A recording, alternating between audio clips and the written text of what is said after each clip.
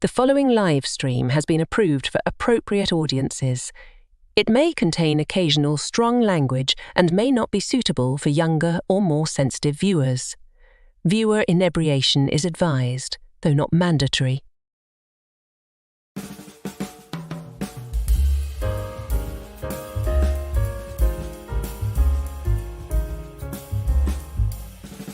Good evening, happy Friday, and welcome to Last Call, where tonight, if you don't like the show or the topic, that's on you because you are in some way deficient, is what I would say if I was a narcissistic cultural vandal with zero talent and too lazy to put out anything but hack remakes infused with gender-bending race swaps and neo-Marxist talking points. But I'm not.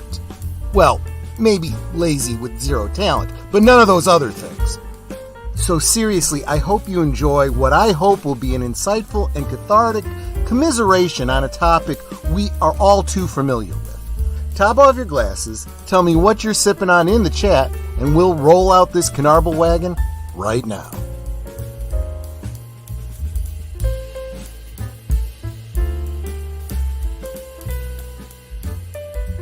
Last Call is streamed before a live audience. Salud, welcome. Thanks so much for being here. I am drinking a whiskey, although it's not specifically this one, but I do like this sound. Quality is our legacy. Handcrafted, barrel aged. Go ahead, you deserve it. Glen Gooley, for the best of times.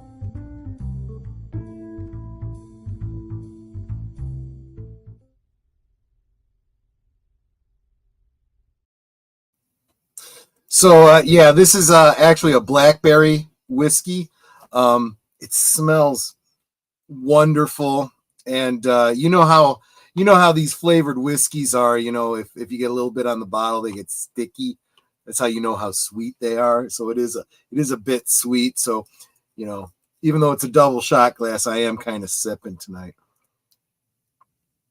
Can't drink it fast. I'll get sick, not from the alcohol, but from the sweetness. But it's warm going down. I like it. It's good. Welcome everybody. I'm so glad you all are here tonight. And I was joking with Netter because I had her taste, and she's like, yeah, it tastes good, but it's the fumes. I'm like, yeah, that's whiskey. That's the good stuff. And then I took a sip of it and I'm like, tastes like cough medicine. But that's because whiskey, is for medicinal purposes. Not that this is medical advice. There is no medical advice. I am not a doctor here. I'm just making a joke. I apparently have to say this on this particular platform. You're not a doctor in real life, but you play one. I play one in the steampunks. Yes. Exactly right. So anyway, let us say hi to all the wonderful you people here that were here so early. I feel like there was earlier comments. I'm not sure. I'm going to start with what I'm seeing. Starting with Curtis Selby. Bah! I mean, hi. Last Call with Troy Petrilli. Well, bah! Hi to you too, my friend. Good to see you. I did see that Curtis has up a stream in, now it's probably something like 16, 15 hours or something like that. Saturday morning cartoons. I was just talking about that recently, saying I'd love to see somebody doing that Saturday morning cartoon stream. So it looks like Curtis has picked it up and run with it. Lady Mist, so encouraging. Thank you so much for being here, my dear. As well as Connie Cleary, the bird woman of YouTube. Welcome. Super appreciate you guys here supporting me the way you do. Hello, my friends from Big Al Presents. Hoping all is well and that you have a great show tonight. Yes, thank you so much. Looking forward to we're going to be watching on your channel tomorrow night one of my favorite musical comedies, musical horror comedies, Little Shop of Horrors. I love that one. I really do. Tim, FKHC 2005, hail. Welcome, my friend. Super appreciate you. Let's see here. Last call with Troy Pacelli. This guy's got a drinking problem. Nah, he drinks, he gets drunk, he falls down, no problem. Yeah, and everybody's talking about Reagan in the chat. I definitely want to see that movie. It's got some great viewer reviews. Who gives a crap what the critics say? You see what their bias is. We'll talk about these talking heads and their biases tonight. Mr. Londell's Groovy Movies. We had a wonderful sit down with him over on Netter's channel last night. Make sure you check that out. Make sure you are subscribed to Mr. Londell's Groovy Movies, as well as everybody that you see here in the chat.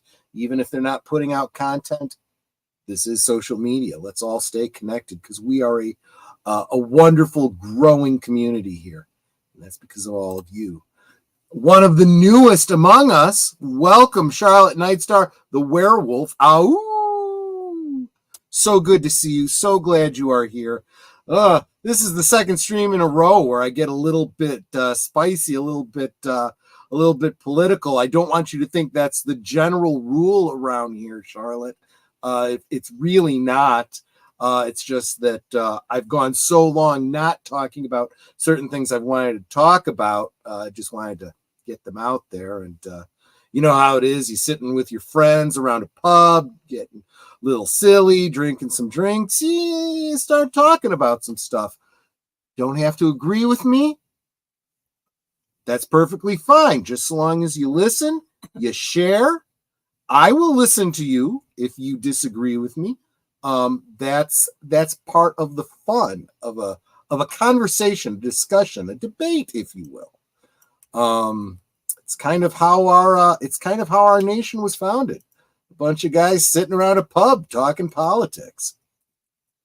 And of course, I don't know where the salute is. There it is. It's the very next one. Deleted scenes. Salute, my friend. Welcome. So glad you are here. Let's see.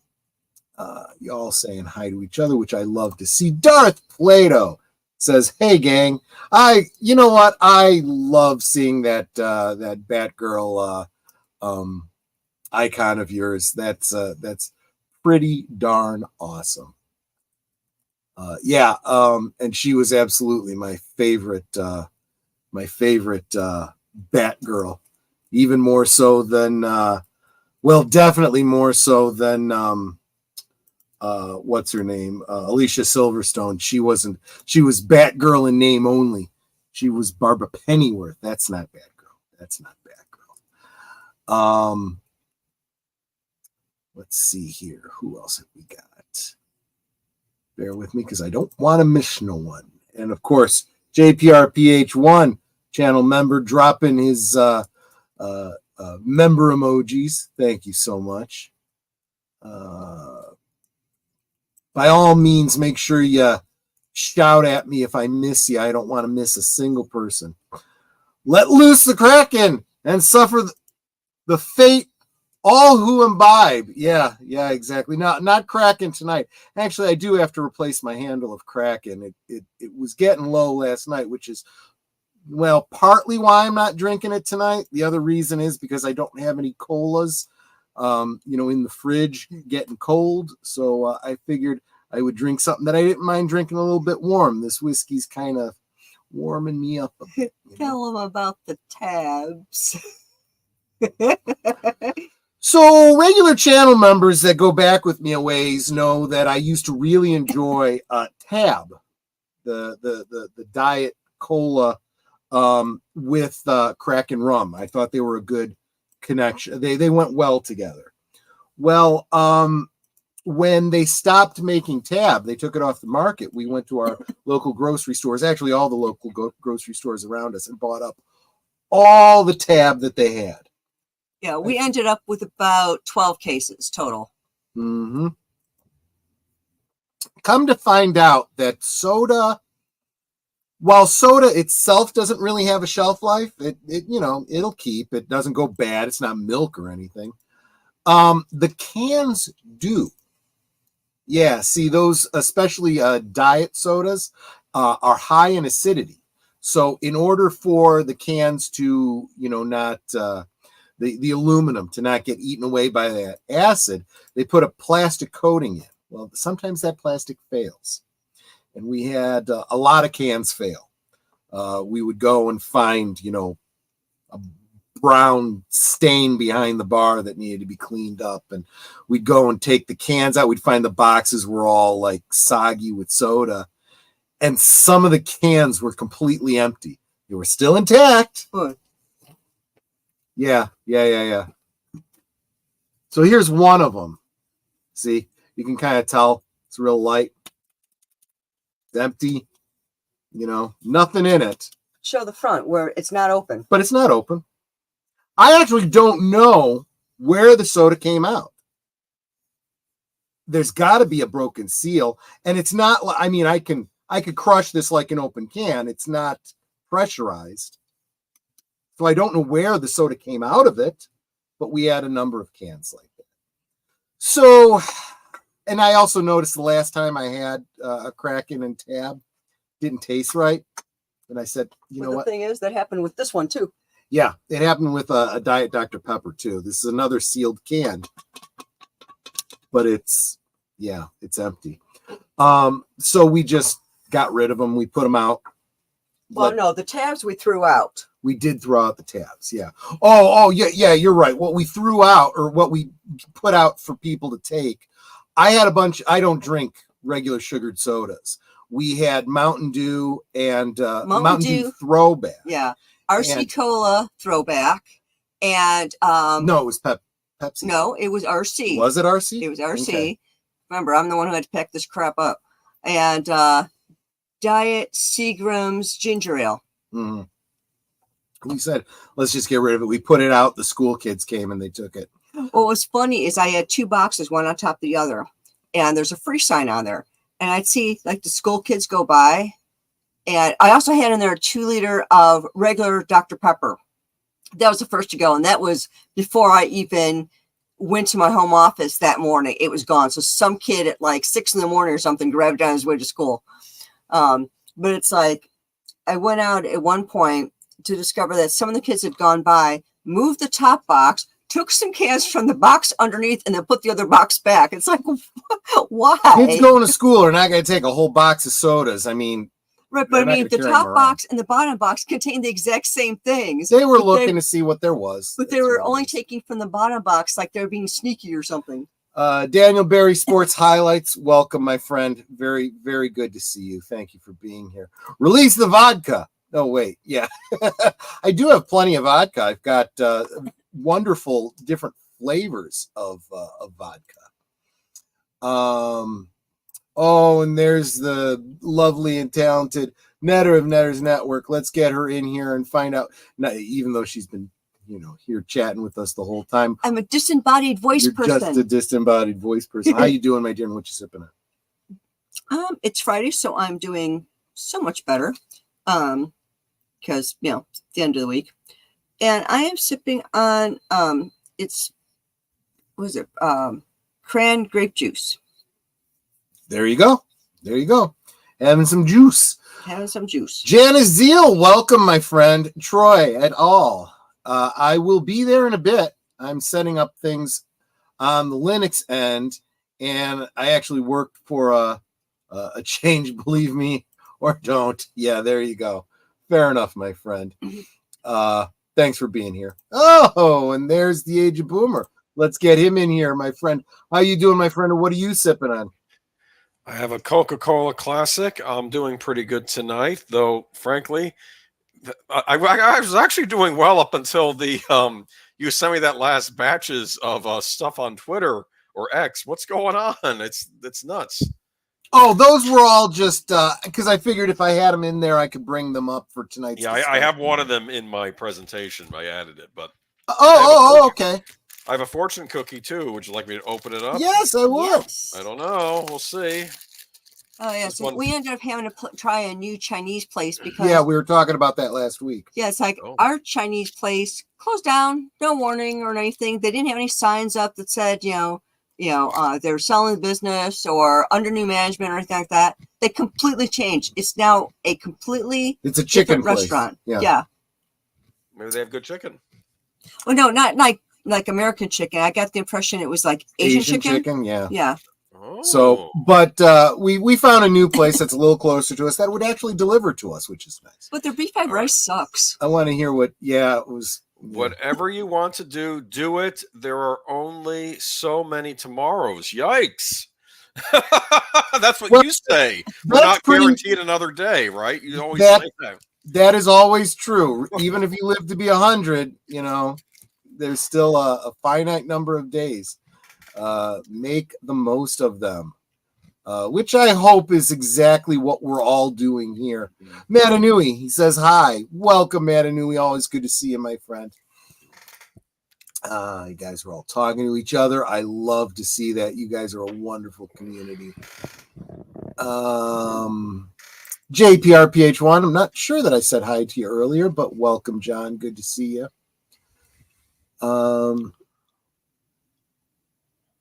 And Nate, welcome, my friend. Good to see you.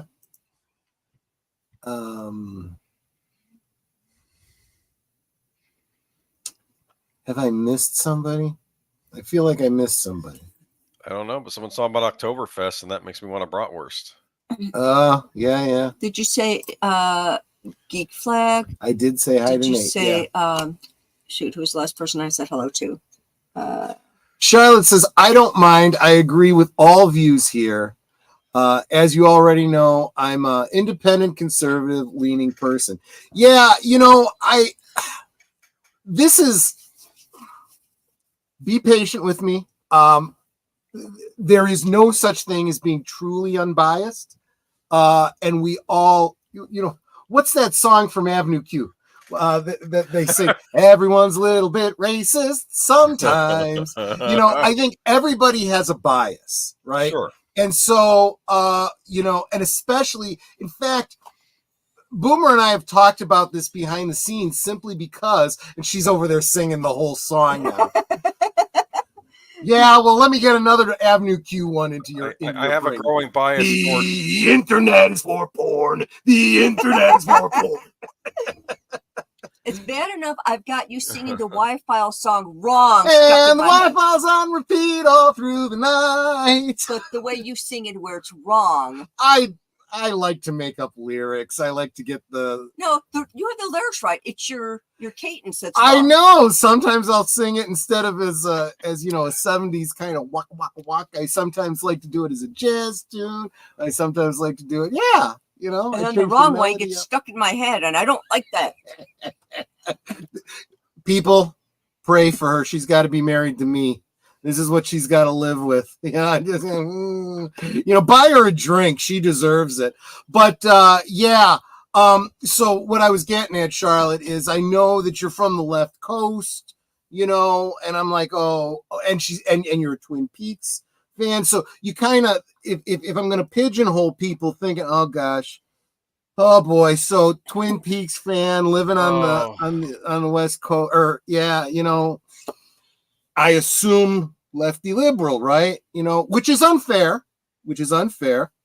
But because of the nature of the discord these days, I do want to be sensitive. I don't want to go out of my way to, poke at people and, people that I wouldn't necessarily agree with. I happen to be a nice, friendly kind of guy by my very nature. And I do have friends that are what you would consider to be classically liberal. Yeah, no, I've been completely unable to be friends with true leftists. The commies, I just can't get along with, period. But I try. And I always give people the opportunity. Okay, convince me. Why do you believe what you believe? So-and-so is a horrible person and a racist and a this and that. Really? What has he said that's racist? No. Not what you've heard. Not what, some talking head said on the interwebs. What did he actually do or say that you consider to be racist? that's how you end up red pilling people. People start having to think for themselves. You know, that's deprogramming. You know, but thank you, Charlotte, for being patient with me on that particular thing. You are really, really awesome. I was looking through my Word documents, looking for tonight's notes, and I saw my first assignment for school. I labeled ASS number 1, which is ass number 1. All righty then. I'm just because you're an ass man, right? you know, that sucks. Did you ever see that old Seinfeld joke? Yeah, remember that? And ass man. His proctologist had that. Yep, that license plate. Ass man. I mean, it makes sense, right? It makes sense. Welcome, Evelyn. I hope you are feeling better soon. I know you've had your struggles. I appreciate you stopping in to say hi to us. Don't know how long you can hang out with us, but I super appreciate you being here. You are a true warrior woman. You really, really are. Let me see. PJ of Orville Nation. Together we grow. And I'll tell you, my channel would not be what it is today if it hadn't been for the advice that I've gotten from PJ. Super appreciate you being here, my friend. You are good people. He is drinking an H2O right now. That's perfectly fine. Oh, I'm sorry. I thought I clicked on PJ, but it's Charlotte. Absolutely cool. But be careful with that tap water. They put stuff in that tap water. If at all possible, you know, the purer the water, the better. Just, you know, just a thought. If that's why you're drinking water, if you're concerned about healthiness. Thought of you earlier today. Spent 3 hours with the man who shot Luke Skywalker. He photographed all the original Star Wars toys and up to the Phantom Menace. That is very interesting. I'd love to hear more about that, David. Phantom Menace. Mm-hmm. Yeah, I'm not a prequel hater. I like the prequels just fine. Oh, see, she likes the Y-Files too. Yes. No, I'm not in their Discord. And I don't know why, because they keep talking about it. I probably should. I'll look into it. One thing I have to say is, Kapla, Admiral. Kapla. See. I mean, we. Those of you that get the reference, get the reference. Yeah, no, I'll look into it, Charlotte. Yeah, obviously you know Discord better than I do. In fact, you have inspired me to start using our Discord a little bit more. Definitely have to do that. Links in the description below for the Last Call Discord. You and everyone are very lovely, Troy. I almost got ended by someone if they let my political view go out. So far, I've been keeping my political view very away, though. Yeah, no. Yeah, I look, I get people feeling like they can't, you know, people literally feeling unsafe, and it's not the ones who claim to feel unsafe. Oh, I feel safe. I feel unsafe. I feel persecuted. Blah blah blah blah blah blah. No, the ones that really are, you know, being persecuted. You know, Gina warned us, and then they proved her right over and over and over again. So, looking forward to hearing the details on that trial. You saw, did you see that in the past week that the court upheld the decision not to let no summary judgment? They said, yeah, no, this is going to court. Yeah, we think, yeah. I think I heard that. Yeah. Troy, I disagree. I have never been on the side of the liberal or conservative. I comfortably dwell on the side of common sense, and I shall always live here. Well, see, here's the problem with pigeonholing the concept. When you say liberal, when you say conservative, hell, if I say liberal and conservative to you, and I say liberal and conservative to a listener in the UK, Yeah. two very different things. You know, we don't have the same definition. Even within conservative circles, they argue over what it means. Yeah, I've heard That's that. very true. And so here's the other thing that I point out to people. Everyone talks about how we have a two-party system. That is true technically, but if you dig into it, the Democrats aren't united. The Republicans are not united. There are many factions that kind of generally fall, you know, under one or the other. But I think this election is showing us that there's a lot of people saying, you know what?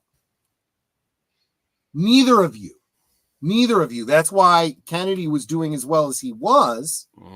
That's why the Orange Man has done as well as he is. Yes, he won the Republican primary, but there's a lot of Republicans that don't want to support him. That's because they're statists, right? They're not populists. See, that's another difference.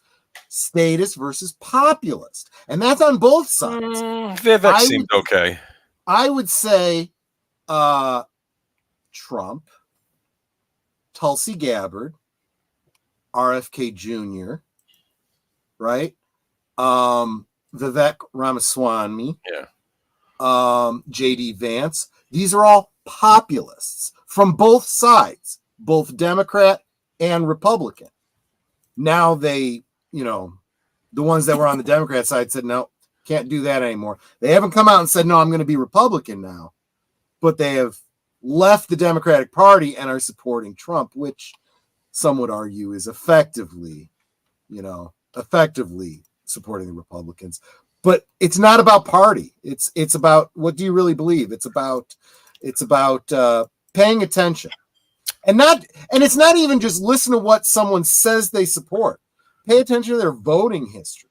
What do they really, you know, I can't hear what you say because it's drowned out by your actions, right?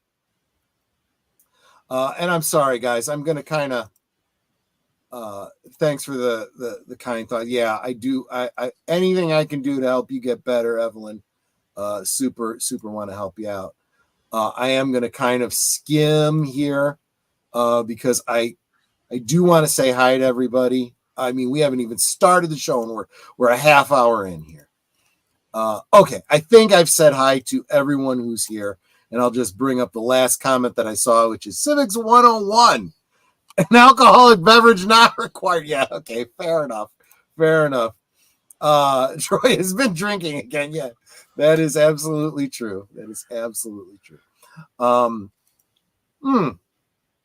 So I want to start out with, I don't do PJ is here and he is constantly, poking at me, telling me you got to get more standalone videos up. I know, but I work a full-time job, and then YouTube live streaming is almost a full-time job too. When do I have time to film and edit standalone videos? But I have done some. There are some on my channel here. And I want to bring up one from, I want to say from last year, that I think applies. Let me play it real quick for you. I hope I don't get copyright claim from myself. If you don't like my politics, don't buy my book. Problem solved. Don't buy my book. Alrighty then. 2 years later. The industry has contracted, and we're very worried about comics right now. Oh, wait, you serious? Let me laugh even harder. Problem solved. There we go. I was just refilling my drink. I like the fact you used Bender, because everybody always used the J. Jonah Jameson clip. Yeah, I kind of figured it was a little overdone. Yeah, but I also like the hard edge on it. Oh wait, you're serious? Let me laugh even harder, because that's even funnier to me. Yes. So that was Kelly Sue DeConnick, and she was going off about her comics and how people are saying keep your politics out of comics. They have no place. Stop it. And she's like, well, if you don't like them, don't read the comics. And people don't. And we see this happening over and over and over. This wasn't made for you. Okay, fine. I'm not going. And then all of a sudden, well, why didn't anyone show up? You told us not to. You said this isn't made for the fans, so the fans stayed away. This isn't made for men, so the men stayed away. The women stayed away because the men stayed away.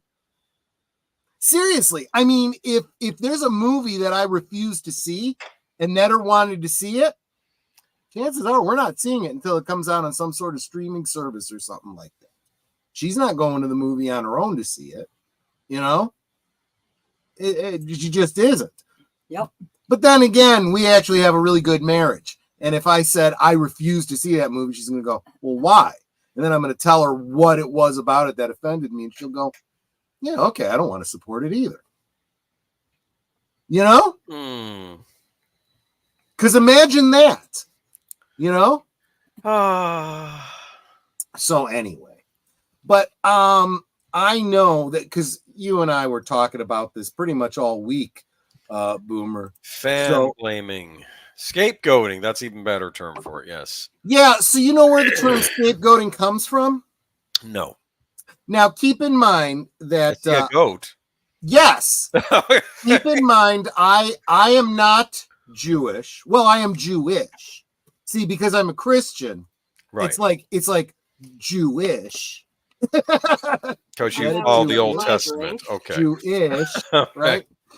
No. But seriously, I don't, know all the history and tradition. But it is my understanding from what I've read that under the old law, there is this, and I'm sure, and I believe this ties in directly to the crucifixion and so forth. But there was this idea that the rabbi would take and sacrifice. No, not sacrifice. I'm sorry. He would take a goat that would symbolically take on all the sins of the people in the tribe. Huh. And then they would send the goat out into the wilderness to die. That was sacrificing the goat. And the goat was the scapegoat. He took on all of your sins and died. And of course, when Christ is referred to as the Lamb of God, who takes away the sins of the world, right? He is saying, I am here to fulfill what you have been kind of playing out symbolically. Yes. I am literally taking on the sins of the world for everyone who has lived, everyone who will live, and I'm being sacrificed so that is the concept of scapegoating and kind of taking it to the Christian, extent. Okay. But and welcome, of course, to Tommy and the Guinea Pig Collective. Good to see you, my friend. Definitely a big supporter on the X, sharing and liking all the streams. Super appreciate all of your support. Your favorite YouTubers are always talking about hit the thumbs up, hit the like, share out the stream. It really, really helps. It really, really does. I didn't realize it till I got into all of this. And Godless Scummer says, ahoy, welcome. It is so good to see you. Did you say hi to Mark? I did not see Mark. Are you here? Yeah, he's on my channel. Oh, well, but because still, he likes me better. I don't blame him. You are better than me. I like you better you were too. Jewish. Yeah, I am Jewish. Yeah, exactly. But yeah, I could never give up pork. See, that's the problem. I just can't keep the food laws. Sorry, that would mean no bacon. We're never going to be Jewish. Yeah, see, we're pretty much unified on that one. Oh, yeah, I actually got kind of a funny story about bacon. So the last company I worked for at the very beginning before he sold it, the CEO of the company was Jewish.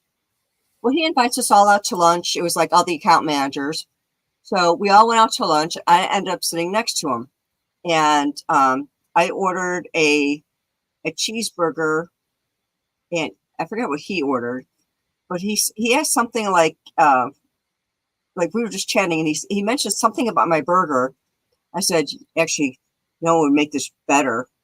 He goes, so what's that? I said, bacon. And he goes, no, it wouldn't. And it wasn't until much later I'm like realizing why he said that, because I just kind of looked at him like, oh, okay, I guess he doesn't like bacon. Until it's like, oh, duh, he's Jewish. He doesn't eat bacon, dumbass. I don't remember what it was. We went to a Japanese restaurant and I ordered something.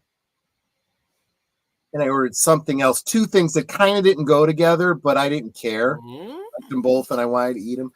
And the server was saying, that is, what did she say? Like, that's a pork dish or something like that. There's pork in it. I'm like, yeah, I know it doesn't go with this, that, and the other, but I don't care. Just bring it. She's like, but there's pork in it. I'm like, yeah, I know. That's fine. And she's like, okay. After she left, Netter says to me, I think she thought we were Jewish. I'm like, oh, well, we're not. Enigma, are you of the Hebrews? I did not know that. But thank you for confirming. Oh my goodness! Coffee in the morning, every morning. Hebrews. My dad had a joke he had a story from when he was in the Air Force. All right. He was sitting with, I guess, one of his fellow servicemen, and he was having, I guess, meat on a Friday during Lent or something. And the guy was like, hey, how can you eat meat? You're Catholic. You can't eat meat on a Friday during Lent. And he's like, well, you get a special dispensation from the Pope in the armed forces or something like that. Oh. And then his friend said, what are you eating bacon for? You're Jewish. I said, oh, I got a special dispensation from the rabbi. It's like, which is, of course, bullshit. They don't do that. I know. I seriously started questioning Catholicism and those kinds of Catholic food rules. When I was in the Boy Scouts, we used to have our weekly meetings, and it was Lent. And you'd have your meetings, and then at a certain point there'd be a break to go have snacks, and then it was cupcakes and all this kind of stuff. And nice. I just sat, and they always invited a priest to come and say the grace before we go have our snacks. And the priest said, how come you're not and I said, I gave up sweets for Lent. And he goes, oh, well, that's fine. I can give you a special dispensation. And then we'll do Padre Spiritus Sanctus. And I'm like, oh, thank you. And I was like halfway there, and I'm like, this kind of defeats the whole point of the sacrifice, doesn't it? I'm not touching that one. I'm now having a vision of something. I don't want to get having a vision of little Troy nailing something to the front of a church. Yeah, I don't want to get too far off on a religious tangent here, but I have had my religious journey. Still consider myself a recovering Catholic. Let's put it that way.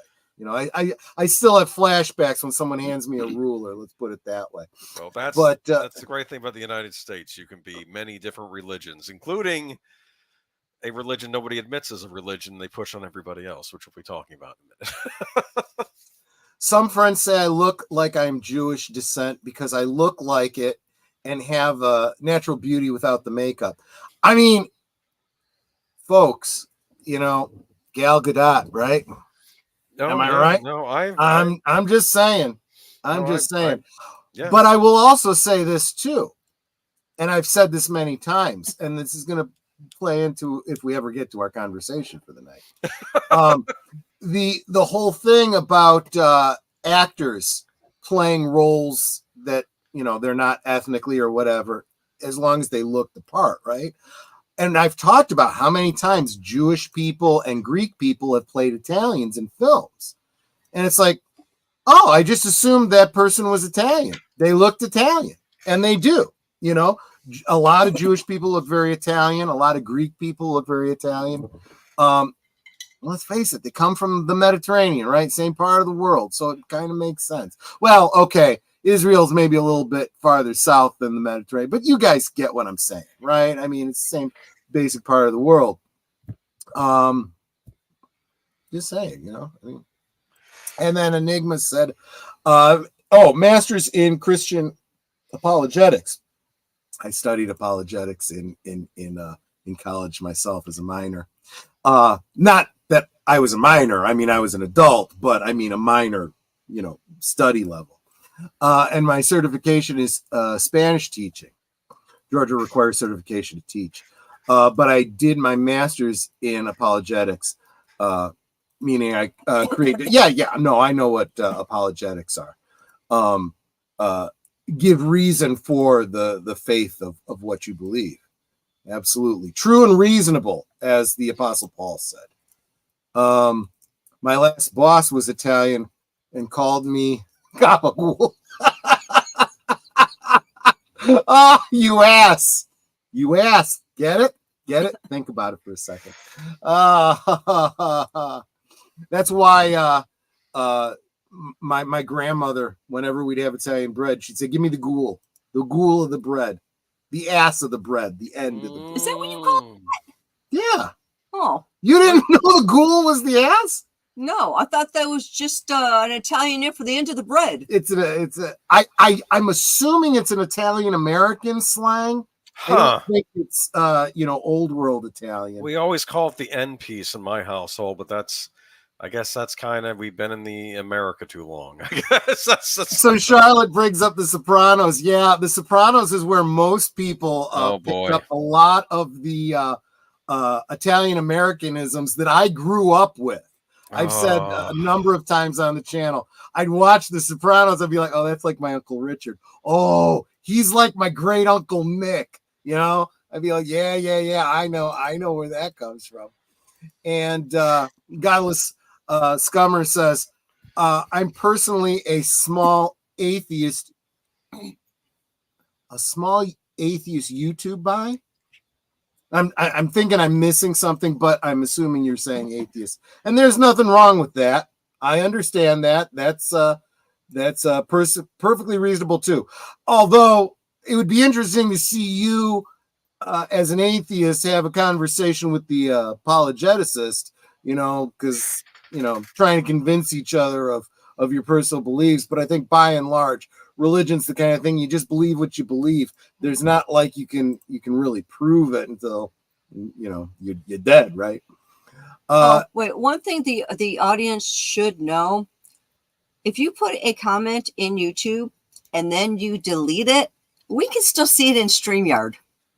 So I noticed that Godless Scummer, you had deleted the comment. If that's the one you deleted, oh God, I'm sorry. If you didn't mean me to bring that up, I apologize. I just want to let people know that when you delete a comment, we still see it in StreamYard. So I'm sorry if you didn't want me to bring that up. Yeah, it's a shortcoming of StreamYard. We don't know that you took it out of and I didn't have a problem with the comment, so I didn't think anything of reading it out. I'm sorry.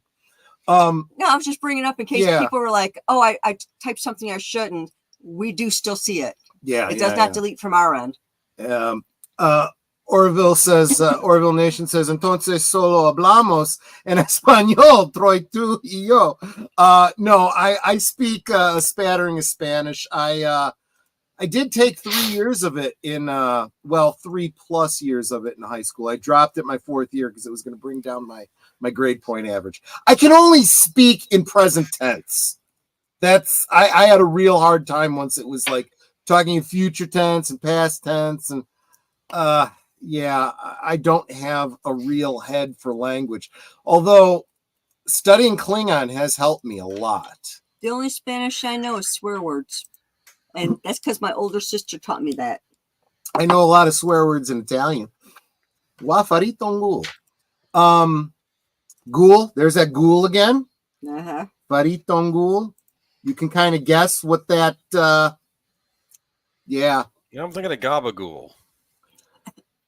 Gabagool, which is a mispronunciation of capacol, which is a type of lunch meat. I was just thinking that. I'm like, isn't that capacol?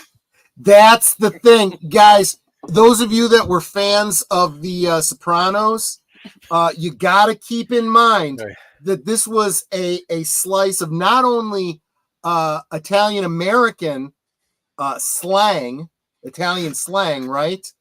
But specifically New York, New Jersey slang, which is similar to Chicago, but a little different. If you ever want to watch something funny, if you ever watch Sopranos clips on YouTube, read the comments under them. I don't know. It's like the most biting comments underneath clips from The Sopranos. I can't even do it justice here. Yes. But again, thank you, PJ, for the $2 donation. I really am encouraged by that. And I'm kind of jumping ahead, guys. Reading the Darth Plato comment, all languages will be replaced that's talking by more juice. Yeah. What were you saying? All languages will be replaced by Esperanto, says Darth Plato. What was the name of that? And I'll bet PJ William Shatner. Yes. Incubus. What was it? I think it was Incubus. Incubus. Or the Incubus. I've seen that movie. It sucks. William Shatner. I don't mind. Nothing William Shatner is in sucks except for maybe Star Trek. No. I hate.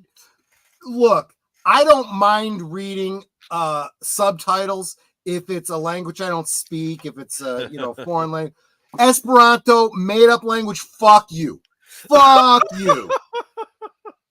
Just saying. The idea was everyone in the world would speak one language, and it would be Esperanto, right? That was the idea. You want the world to speak one language? Let's first work on. I got to be careful saying this. If we can form one world government, and we have like-minded thought, and we can decide on a language we all want to speak, that's fine. Until then, fuck that shit. Every time I think of one world government, I think of us fighting off the space colonies. Now we're having a war with colonies in space. Let me tell you, Space Nation. I'm going with the whole Vulcan edict concept. Infinite cultures and infinite, what is it? Infinite diversity and infinite combination. Right? That's what the United. That's not. Yeah, that's what the United Federation of Planets is. That's the Vulcan concept. Okay, that's what that's not the movie Hero. That's not the message of the movie Hero, which I know. No, it's not. Big Al was doing on his channel the other way. No, because the United States used to be a melting pot, right? Send us you're tired, you're weary, seeking freedom, whatnot. Yes. Whatever the fuck it is that that Lady Liberty has on her thing there. Bring us your tired, your poor, yeah, masses. Whatever. Yearning to be free. Right. The idea was that everybody that comes to this country brings a little bit of their culture. That is the spice of life, right? The diversity, that the true diversity, right? That benefits us. You come and you bring your skill, your heritage, your history, and we are all uplifted by it, right? As opposed to the forced diversity about bullshit that nobody gives a crap about. Just saying. I speak Spanish to God, French to men, Italian to women, and German to horse. That might get him to gallop faster, right? Which reminds me, what is it? It's what is that Klingon meme? It's like tell the people you love every day that you love them, but shout it at them in German. Because life is scary, or something like that. And then they substitute German with Klingon because it was similar harsh language. Again, I'm just going to jump ahead, guys, because we really do want to get to our conversation for the night. Wait, Troy, did you see the Gundam series, and which one did you see? No, I'm sorry. Yeah, no, I was trying to respond to you, Jesse, on StreamYard, and I forgot I responded as Troy as well. He has not. I have seen many of the Gundam series. Yeah. If you're doing a sharing the stream, you got to make sure you're not all. You got to make sure you're you. Okay. But then the problem is, there's another problem with that, Boomer. If you switch to you, you're only putting it on your stream. You have to do it as all, so that everybody can see what you're typing. Yeah.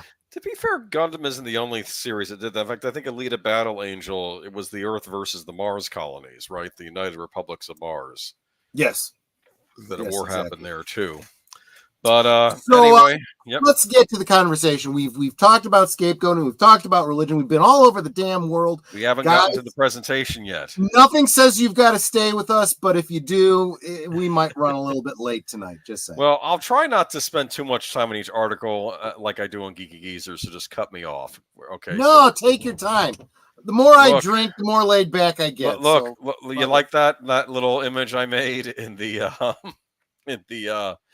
is that in the Canva? It's an AI thing. Yeah, that's it. I was going to say, Netter asked about the those of you that I'm sure she's representing the media lately. Okay, I'm sure every single one of you, of course, is subscribed to Aged Boomer. If you're not, you should be.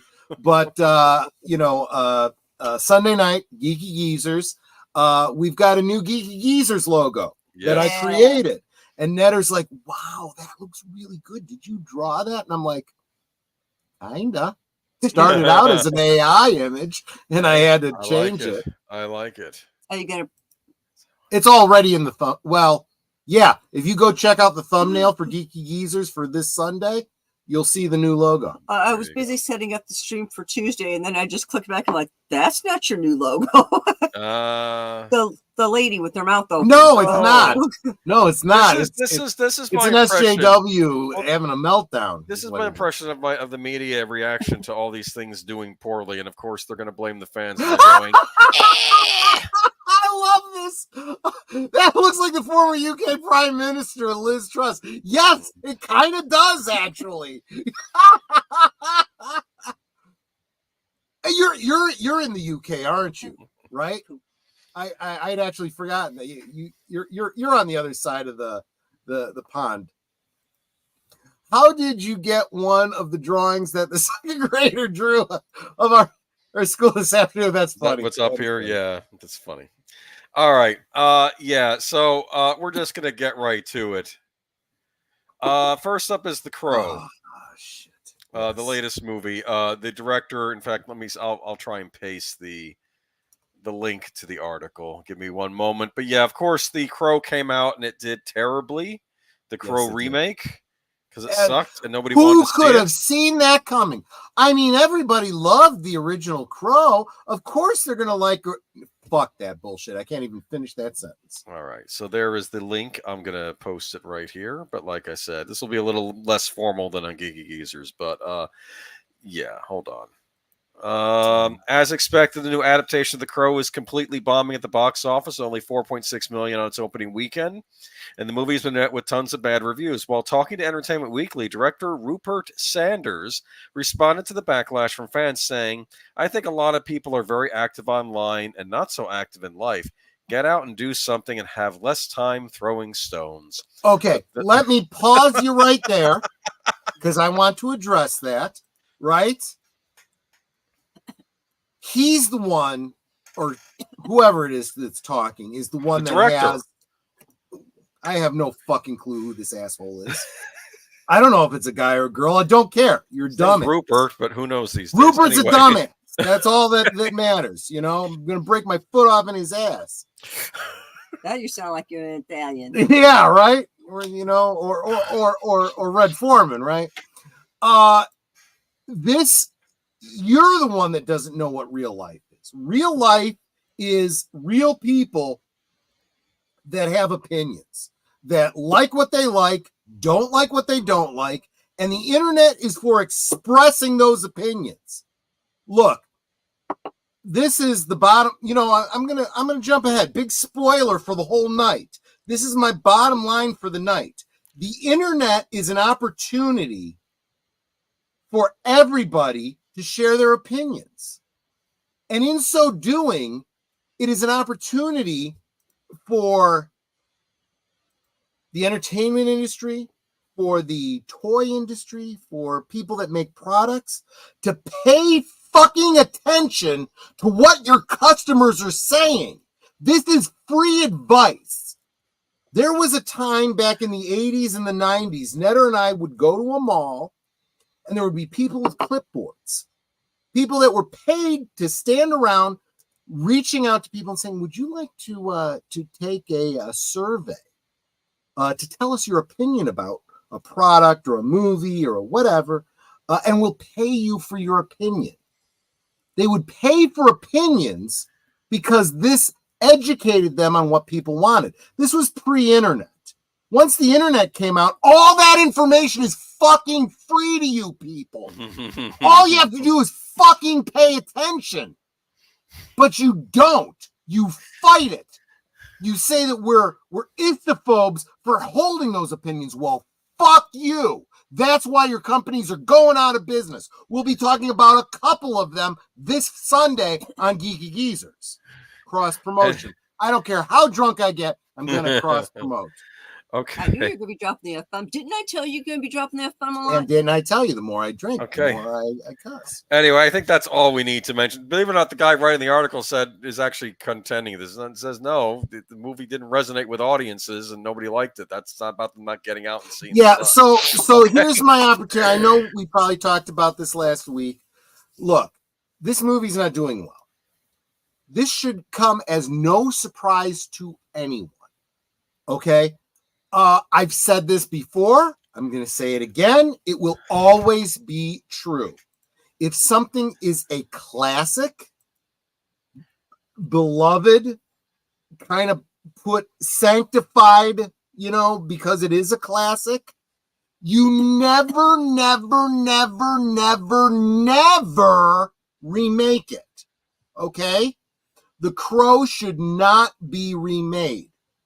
When you do, it fails. Ghostbusters should not have been remade in 2016. It failed, right? If you were to remake The Wizard of Oz, Back to the Future, Citizen Kane, these will fail. I will bet my left nut that they will fail. Charlotte Knight Star. Not the right one. You're not that confident. Charlotte Knight Star saying good night.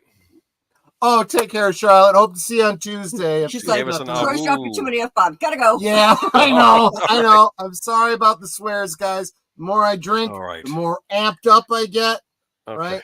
So this is just to start us off, but we have other stuff Dr. to talk Amp about. here. Shovel your way out of the shit. I almost feel like doing this almost as a PSA, just for all y'all YouTubers out there, people making comments on Twitter, X, and just other things. Just be careful, because right now the beast is angry. Okay, and So they're real quick, using us as a scapegoat. Yes. Let me point this out. So Jesse says, Troy, what if it's a damn good remake? It's got to be better than the original. If it is a classic and beloved, it is impossible to make something better. If it was weak sauce, if it was cheesy and hokey, but a good idea, then maybe you could do a good remake. And I will say, for example, the one that people always hold up is Battlestar Galactica, right? Yeah. Battlestar Galactica is beloved, but we all recognize how cheesy it was. When they did the remake, a lot of people initially were like, oh, you're gender swapping Starbuck, and you are race and age and gender swapping Boomer and da da da da. But then we stopped and watched it, and we're like, wait, this is a really good story. And then as we really got into the lore of it, we're like, oh, these aren't really the same characters. This is, you almost have to consider an alternate timeline, alternate universe version of these characters. That all still exists. They're not overwriting it. This is something entirely different. That's why it worked. We made the argument also on Sunday that with the Crow, there are all these different Crow graphic novels featuring different characters who have the Crow visits them, and you could have just done a different Crow story, and it would have been fine. It wouldn't have you didn't have to redo the same one. Wait, we gender swap Boomer. How come his voice sounds the same? I'm sorry. Yeah. But no, here's what it is. You never remake a classic. If you want to reboot, and pay attention. When I say reboot, okay, reboot doesn't mean remake. Those are two different things. This piece of shit, that's a remake. Okay. Ghostbusters 2016 was a remake. It overwrites. It's a reboot, you mean?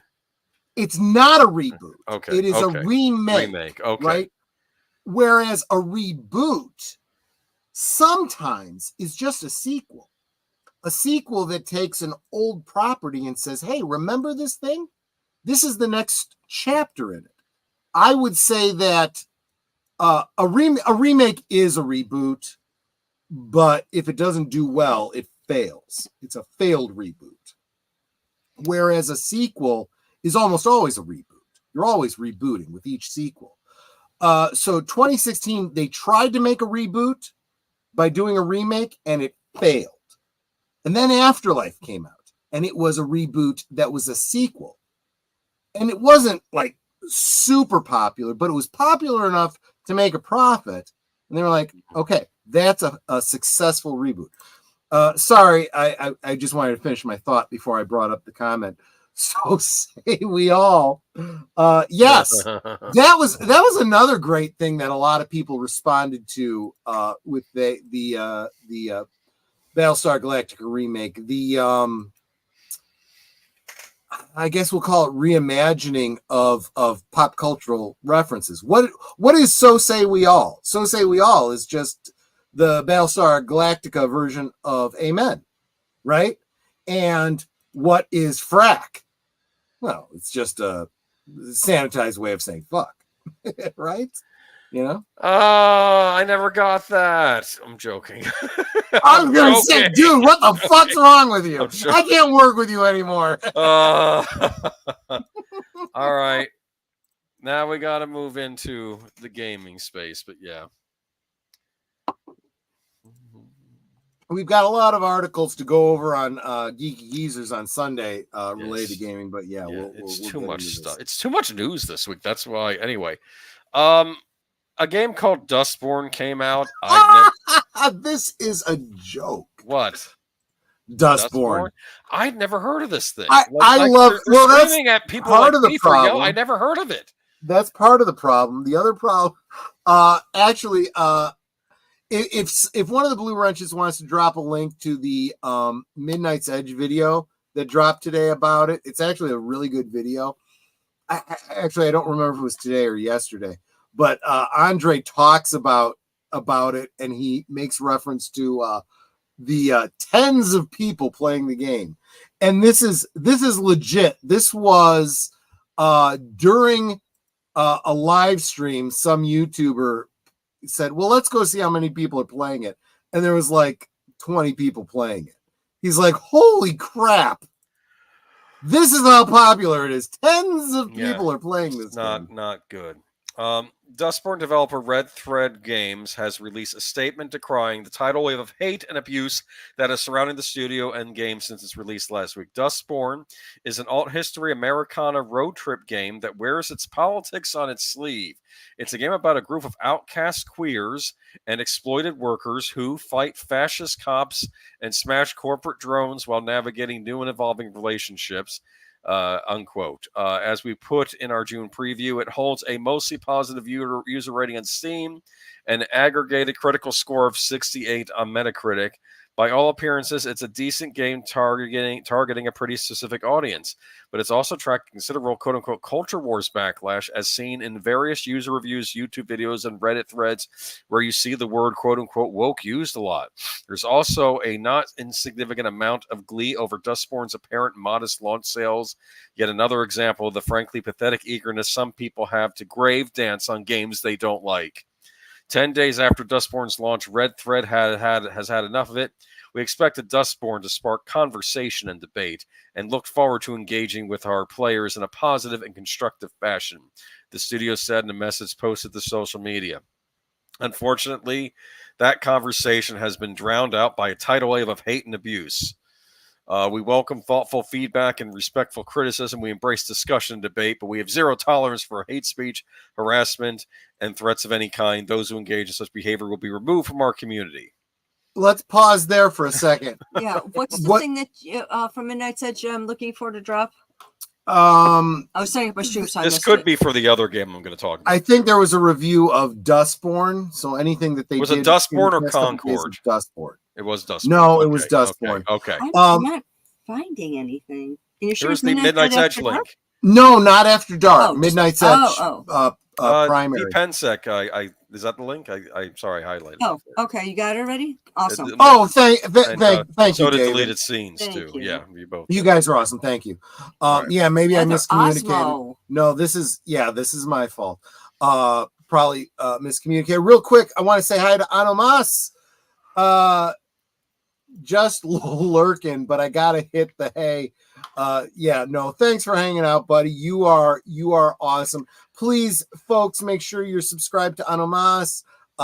If you're following me on X, I'm always sharing out his streams. Make sure support those that support us, right? So here's the thing.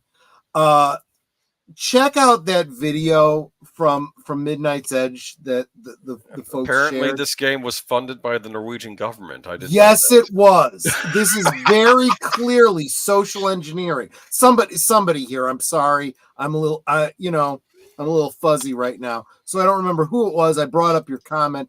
This is absolutely social engineering. This is not entertainment, and this is the problem. This is the entertainment industry.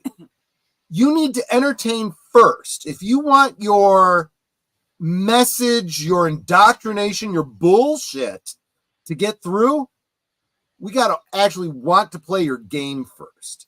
If we don't, fuck you. And I kind of implied this with my monologue at the beginning.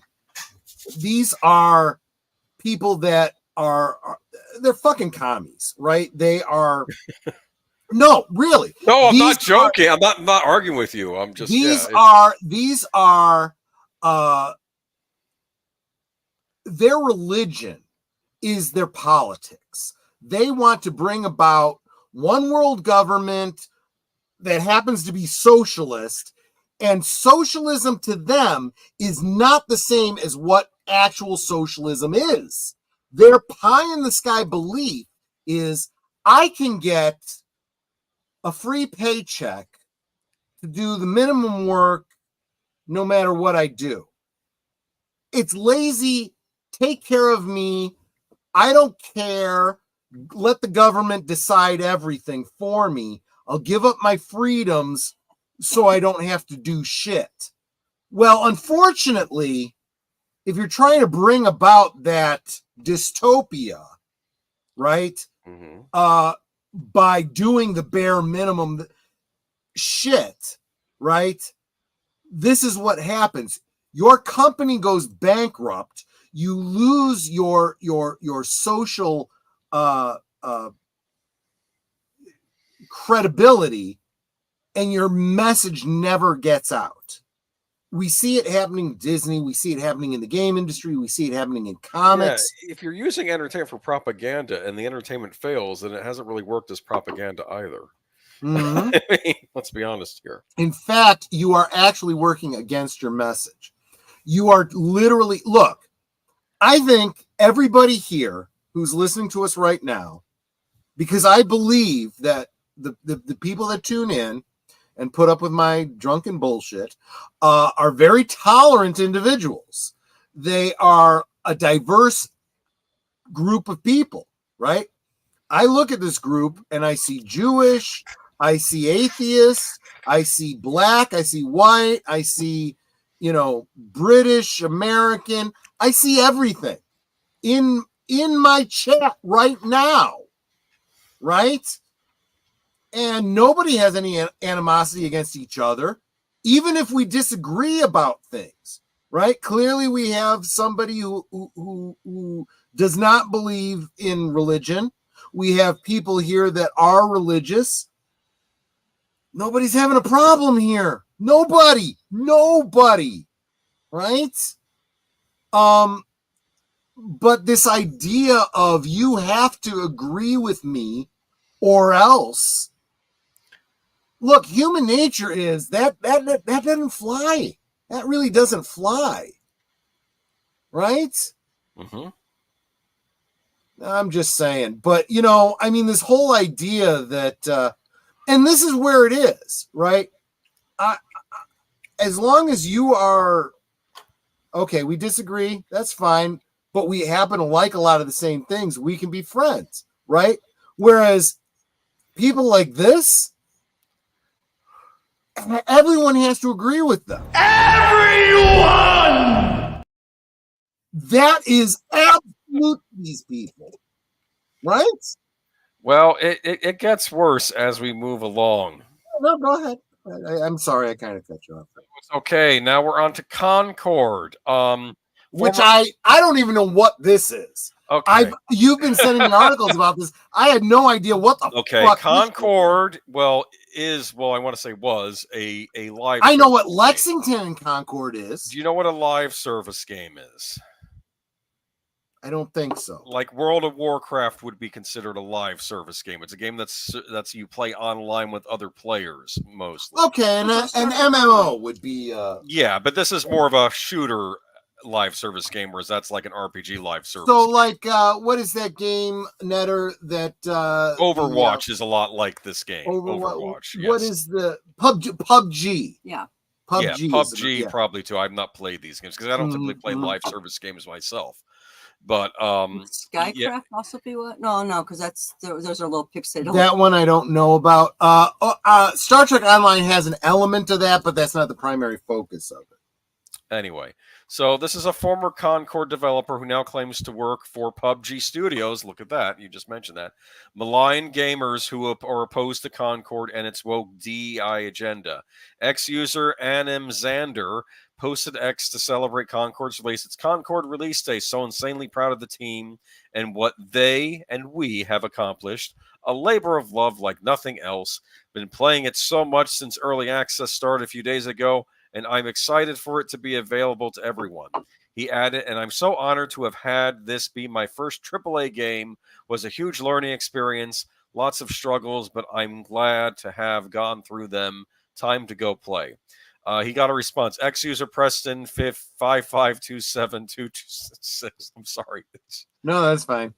Good on Preston. Good on you, Preston. Sure. Okay. Responded to his post writing. I'm so sorry. This has to be your first. I do not believe it is you or any of the other developers' fault that this game has performed so poorly. I can tell that a lot of effort was put into completing this game. It just came out at the wrong time and genre. I think that's a fair statement. It's not even criticizing the character designs. He's just saying that it's an overcrowded market right now, and it probably just came out at the wrong time. In a now deleted post, Adam Xander responded, I don't really care. It was a huge labor from a lot of insanely talented people making an awesome game. Why would I care about a bunch of talentless freaks hating on it? I'm sure having fun playing because you want it to sell or you make no money, you dumbass. But nothing in that statement says people are hating on it. They're not interested because it's too much like other games like Overwatch. Well, again, this is a fantasy they have in their heads. I mean, some of YouTubers it is their definition of the hating on. You didn't buy it, so you hate it. No, I'm uninterested. I mean, the character designs are go from ugly to not interesting. But real quick, I want to, because I do want to comment on this. I actually love this comment. Godless Scummer says, I have come to the conclusion that over the years, that communism is a wonderful idea, but ultimately doesn't work in practice. And you know what? A lot of people have come to that conclusion. Let me put a fine point on it and tell you exactly why it doesn't work. It is dependent on something that can't exist. You have to do away with human nature for communism to work. Communism works. And see, this is where people go wrong. They say, well, Jesus was a communist. No, he wasn't. No, he wasn't. Because there's that whole bit about render unto Caesar that which is Caesar, Yes. Render unto God that which is God. He was about people doing charity, not the government forcing people to do charity. The religious community was communist. The hippie commune is communist, right? Your personal family is communist. Okay? If you extend that to the greater population, human nature takes over and communism fails. That's just human nature. I'm sorry. You're working against nature, trying to make communism work on a global scale, on a civilization scale. Works on the small scale, does not work on the big scale, right? And I'm sorry, when it comes right down to it, just to put as fine a point on it as possible, the way I treat my wife is never going to be the way I treat Aged Boomer or Godless Scummer or Deleted Scenes, right? There is always going to be a hierarchy in my heart. My wife is more than just a part of me. She is the better part of me. Yeah, and don't you forget it. See? it's better that way. It really is. No, but seriously. Because honestly, despite that joke she just made, she does the same thing. She holds me in higher regard than herself, right? That's the only way communism is going to work, and it ain't going to work on a societal level because human nature steps in. And therein lies the problem. This is why, real communism has never been tried. That's because real communism can't exist. That's like, real anti-gravity hasn't been tried. Yeah, you try it, you plummet to your death and you die. Because that's reality. So, sorry, just... No, it's all right. Should I continue? Wanted to kind of bring up. Yeah. All right. I did want to go on. Adam Zander's reaction is not surprising, given the game's lead character designer, John Wazinski, claimed that the justice system in the United States was quote-unquote white supremacy back in 2020. Wazinski wrote on X, Proud Boys are white supremacy, police brutality is white supremacy, entire penal justice system white supremacy, the whole thread. All right, so that's the character designer. But I'm trying to see... Complete sideline here. Yes. Darth Plato, do you... you want to bring it up?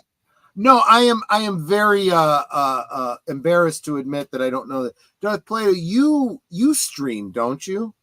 I mean, first off, everybody make sure that you're subscribed to Darth Plato. I need to check out if you've got content on your channel. I have not been checking it out the way I should. Well, I'll tell you in a minute. Yeah, thank you. And channel. So the most devastating critique of Marx I've seen. Yeah. Darth Plato has 12 subscribers and no content. Oh, okay. Well, but we everybody, just for the hell of it, go subscribe to Darth Plato. Anyway, just for the fuck of it, and let's double that 12 to 24 tonight. Excellent. Yeah, I've been subbed, so why not? Okay. But, sorry, Boomer. No, I'm going to do this. Look, Boomer reached out to me today. He's like, "Do you want me to put together a slideshow?" I'm like, "Dude, you know me. I'm all over the fucking place, and the more I drink, the more scattered I am. You are the organized one of us. I'm going to be the organized. I'm counting on you. Like I said, I know we typically don't do articles like this on your Friday stream. That's why if I'm going, but let's do it. Why not? What the fuck? Sure. As noted by former World of Warcraft team member Mark Kern, you might know him, I think, as Grums on X. Outside of the game, on the company's website also states our team is actively looking to add passionate visionary creators who thrive in environments where the quote-unquote status quo just won't do, and who genuinely want to be part of a collaborative, inclusive, respectful team. All of this turned into an utter disaster for the game's launch day as gamers completely rejected the game. According to Steam database, the game hit a peak concurrent play count of just 697. That's people playing online. That's 697. That's nothing. Holy fuck, that's nothing. To put that in context, the game's open beta in July hit a peak concurrent of 2,388. That means people playing the preview version for free Mustn't have liked it too much. To add insult to injury, the game's early access beta hit peak concurrent 1,124 payer to drop in players upon launch compared with early access 37.9%. So yeah, and let me go to the next. This continues that we're still on the Concord stuff. Alan Wake 2 failed to turn a profit. Game senior community manager calls for quote unquote bigots to remove from the gaming community. I don't know what they mean by that. Exactly. That is the key.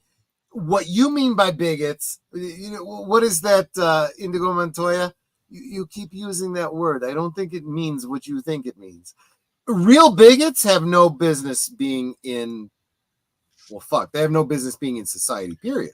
But what they think are bigots and what are actually bigots, two very different things. And guys, please go ahead and continue to discuss and debate in the chat, but I'm not going to wade into the communism capitalism thing, only because that wasn't my plan for tonight. That could be a topic for another stream, maybe. But it might be. Don't get me wrong. I might get on it on another night. But right now, I'm going to stick with Boomer on what he's talking about. But right now, we're talking. Feel free to discuss among yourselves if you guys want to.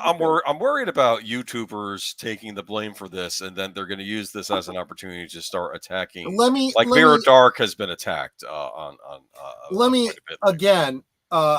YouTube. In the generic sense, right? Whether it's YouTube, X, Rumble, whatever, this is people expressing themselves, and this should be paid attention to.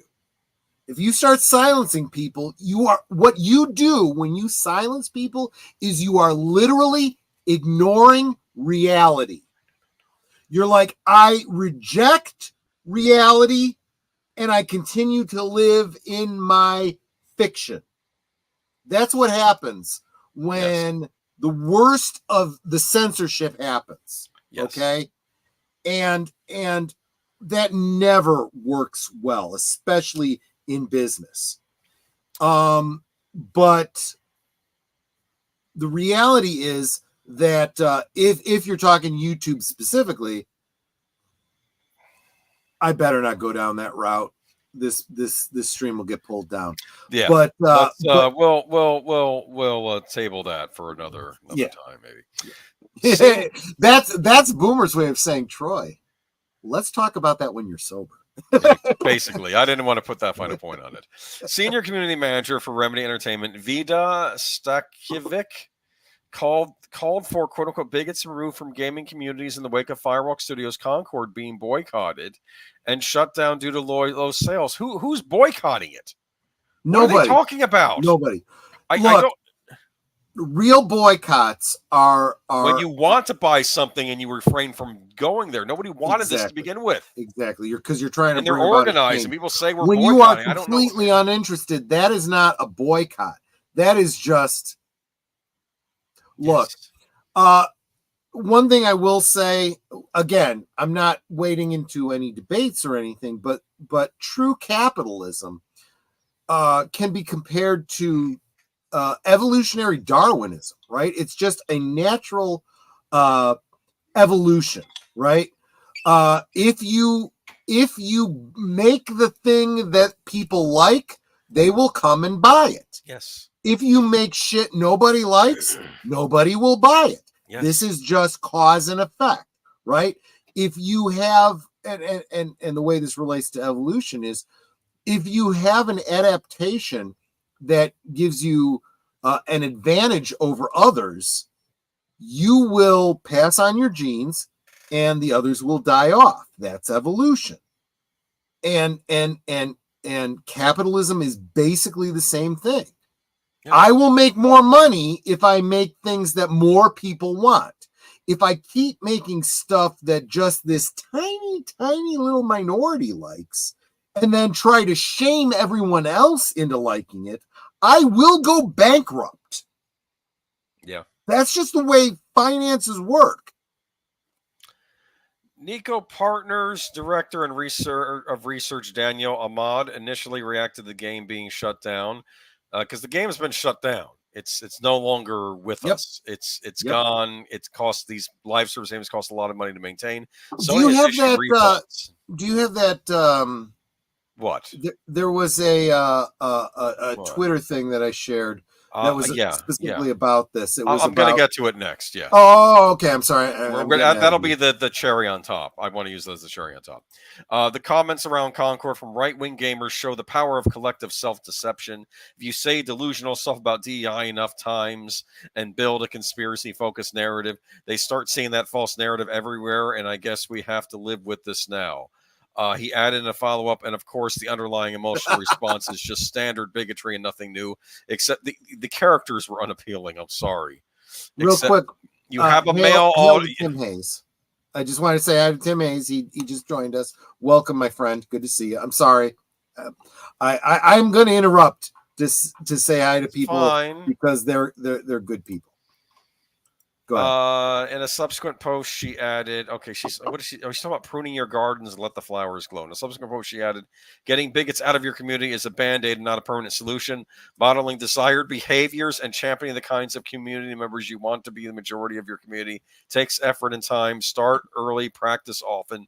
Small steps are steps too. I don't think they understand something. This is a customer base. They don't understand a lot of things. Who are you selling to? Exactly. They don't understand. If you're selling, they don't understand business. You haven't cultivated enough of them to buy your product. I'm sorry. Yeah. Jesse, if you get a chance, if you're not a Patreon member of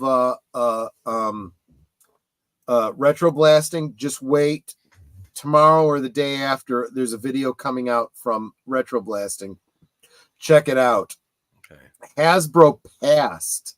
They were working for 2 years with a foreign company to put out a lightsaber toy that extends and retracts automatically. It is the Star Wars lightsaber toy that fans have been waiting for decades, and they passed on it.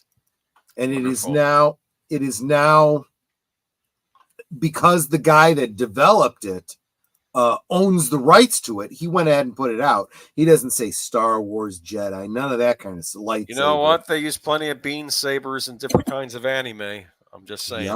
Yep. You can license it as a watch for that. Watch for that.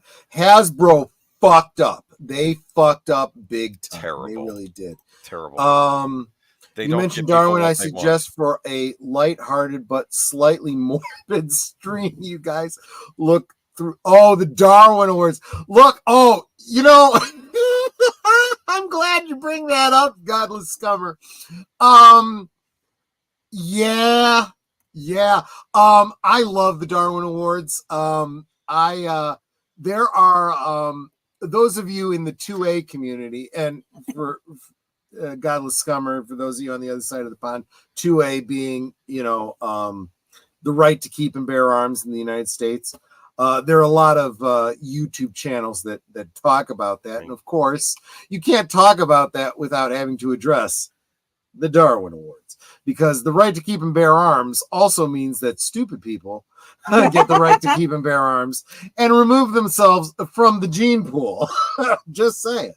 Did I ever tell you about the time when Lenin's corpse was being toured around the world, and I was with other people, and they were taking out their little pliers trying to get a fingernail, and I got his thumbnail because you weren't going to get the best of me. I now have it sealed away. Oh wait, I shouldn't mention that on there, should I? Even though I'm not a fan of Lenin, don't desecrate his body, guys. I know. Logical Spark, haven't seen in a long time. Welcome, my friend. Glad to see what kind you. of souvenir would you be able to take from Lenin's body? And I was thinking maybe a fingernail or something. Right? Or like a hair from his chinny chin, right? There you go. Anyway, I'm going to wrap this article up with saying the last comment that, for the love of Mike. In January, she made it clear that she was, in January 2020, they made it clear that she was doing the best to convince writing teams to make characters gay.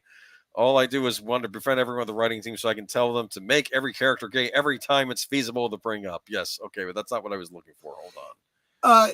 David, is this is this public accessible now, or is this still a Patreon exclusive? Honestly, I don't know. Okay, this is what I liked. In another post, she made clear she did not want white men to use at what a game developer looks like hashtag. She wrote, I'm saying this with respect to all my fellow developers and hope they come to this space with only good intentions in their hearts. But to me, the what a game developer looks like hashtag might not need quite as many white men participating. We know that's what game developers look like. Wow.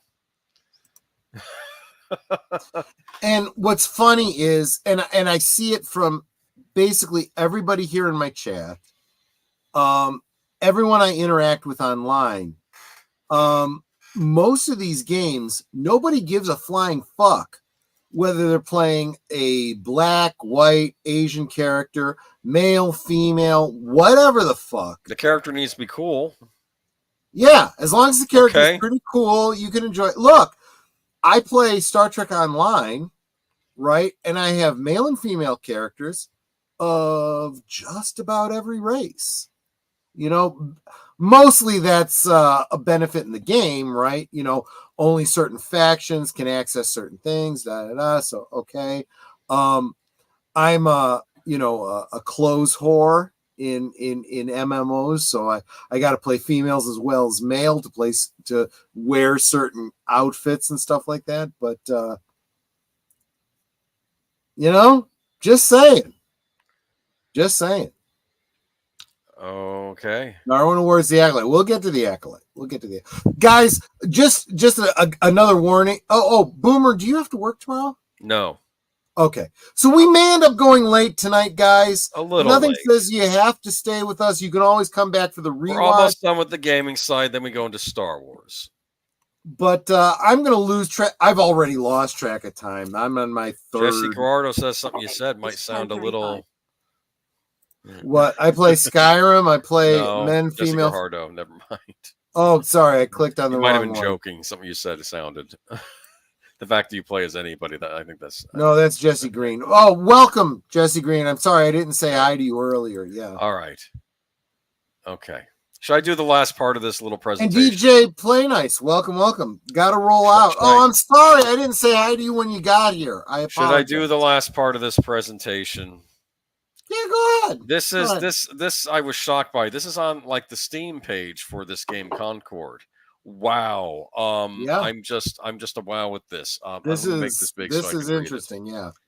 Racist bigotry one again, Concord Algemeen Discussion. I guess I don't wherever this is from. Are you happy? Are you satisfied? Does your day feel that a little bit better knowing a great developer comprised of hardworking folks is going to likely be shut down over this, all because you can't, can I say this on your channel? Go ahead. Whack off to quote-unquote ugly character designs and cry about woke games all the time. Get the memo. This game wasn't for you in the first place. Who was it for? Because obviously they didn't get the memo. Well, now that's fine because they're not buying into your game and you're going fucking broke. Real quick, Godless Scummer says it's already late for me. It's just gone 4:30 a.m. here. Yeah, I'm sorry. I could barely hold on to Central and East Coast here, 1 hour difference. Hold on. I know you're the other side of the meridian there. So dude, I super appreciate you hanging out with us. If you got a split, just come back and say hi in the comments later, catch up on us or whatever. But super appreciate hanging out as long as you could. I really appreciate it. So get the memo. This game wasn't for you in the first place. Now a decent shooter with fresh ideas and a boring F2P market is going to die. Does that make you happy? You are what's wrong with this industry, and because of you, Sony might see this and think PC isn't worth investing their money in for future game.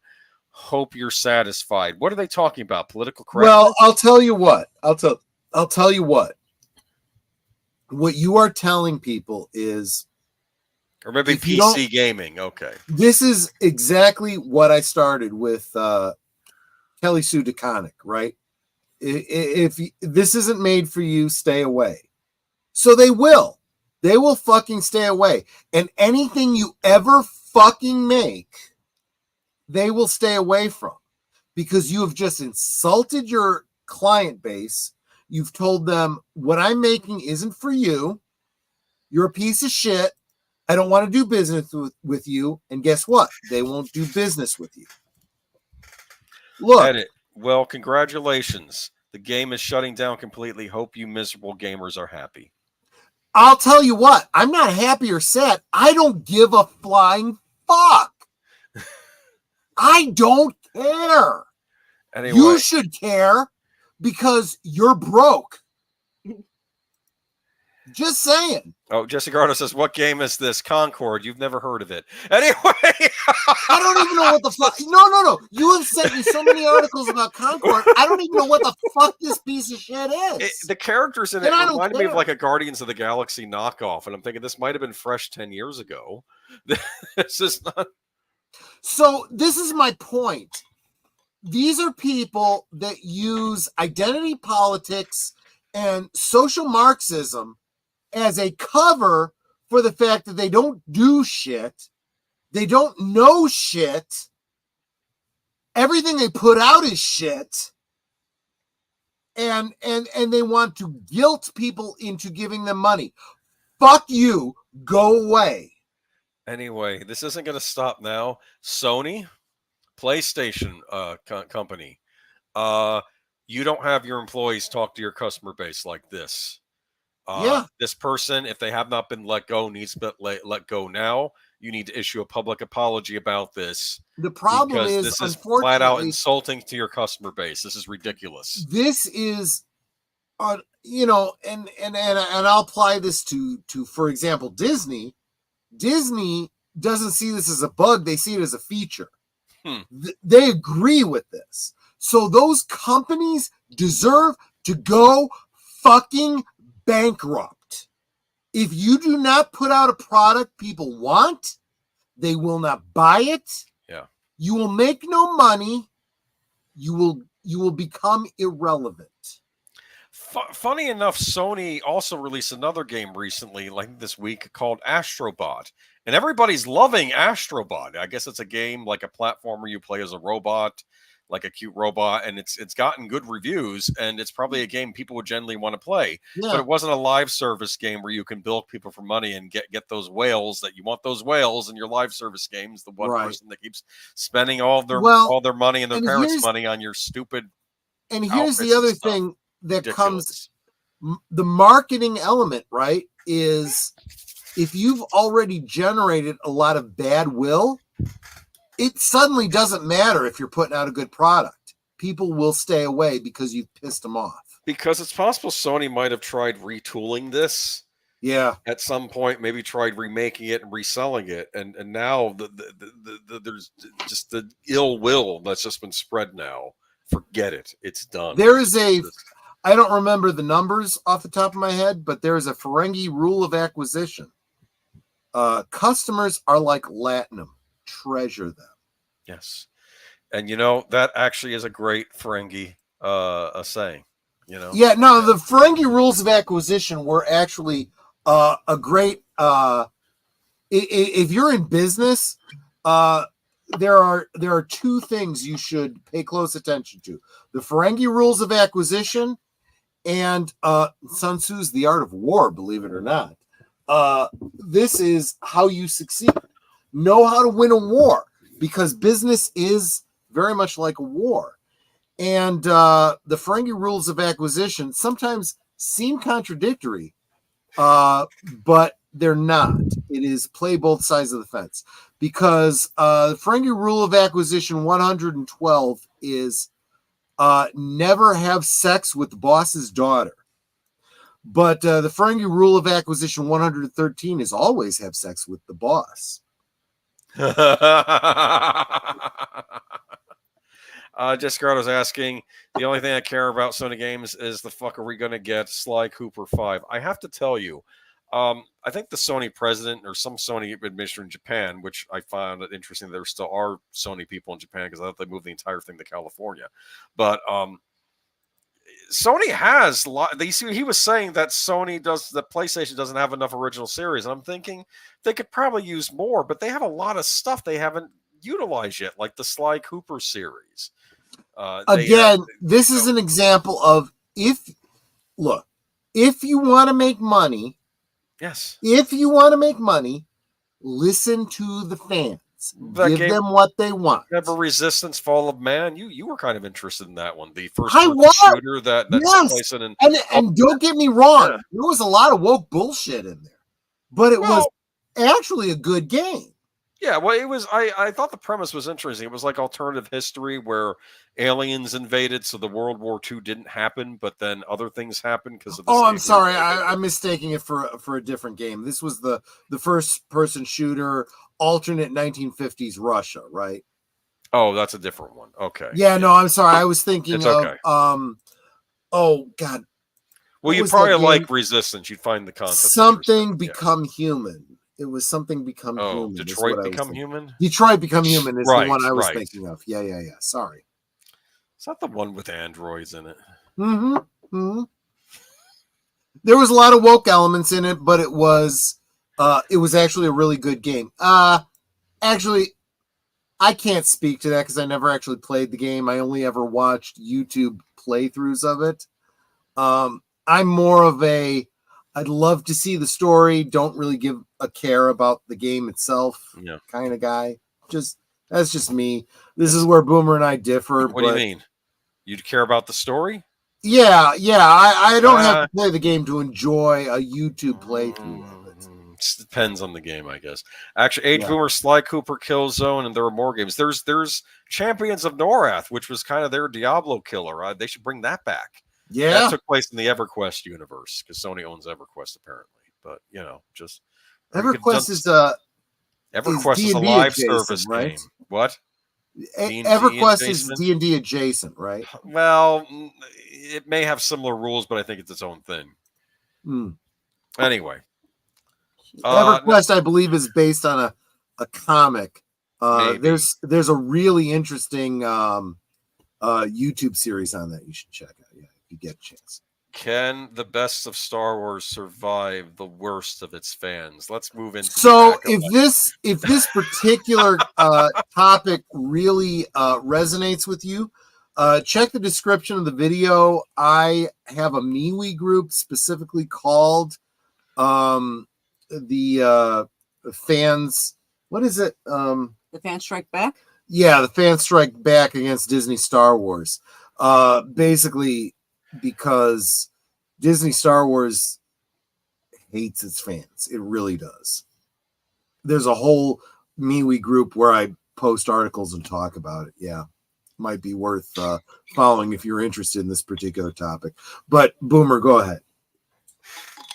All right, so this is from Rolling Stone magazine, or website at least, and we don't have to spend too much time on it, but I loved the and one of the things I learned in sociology class in high school: pay attention to your sources and evaluate the source.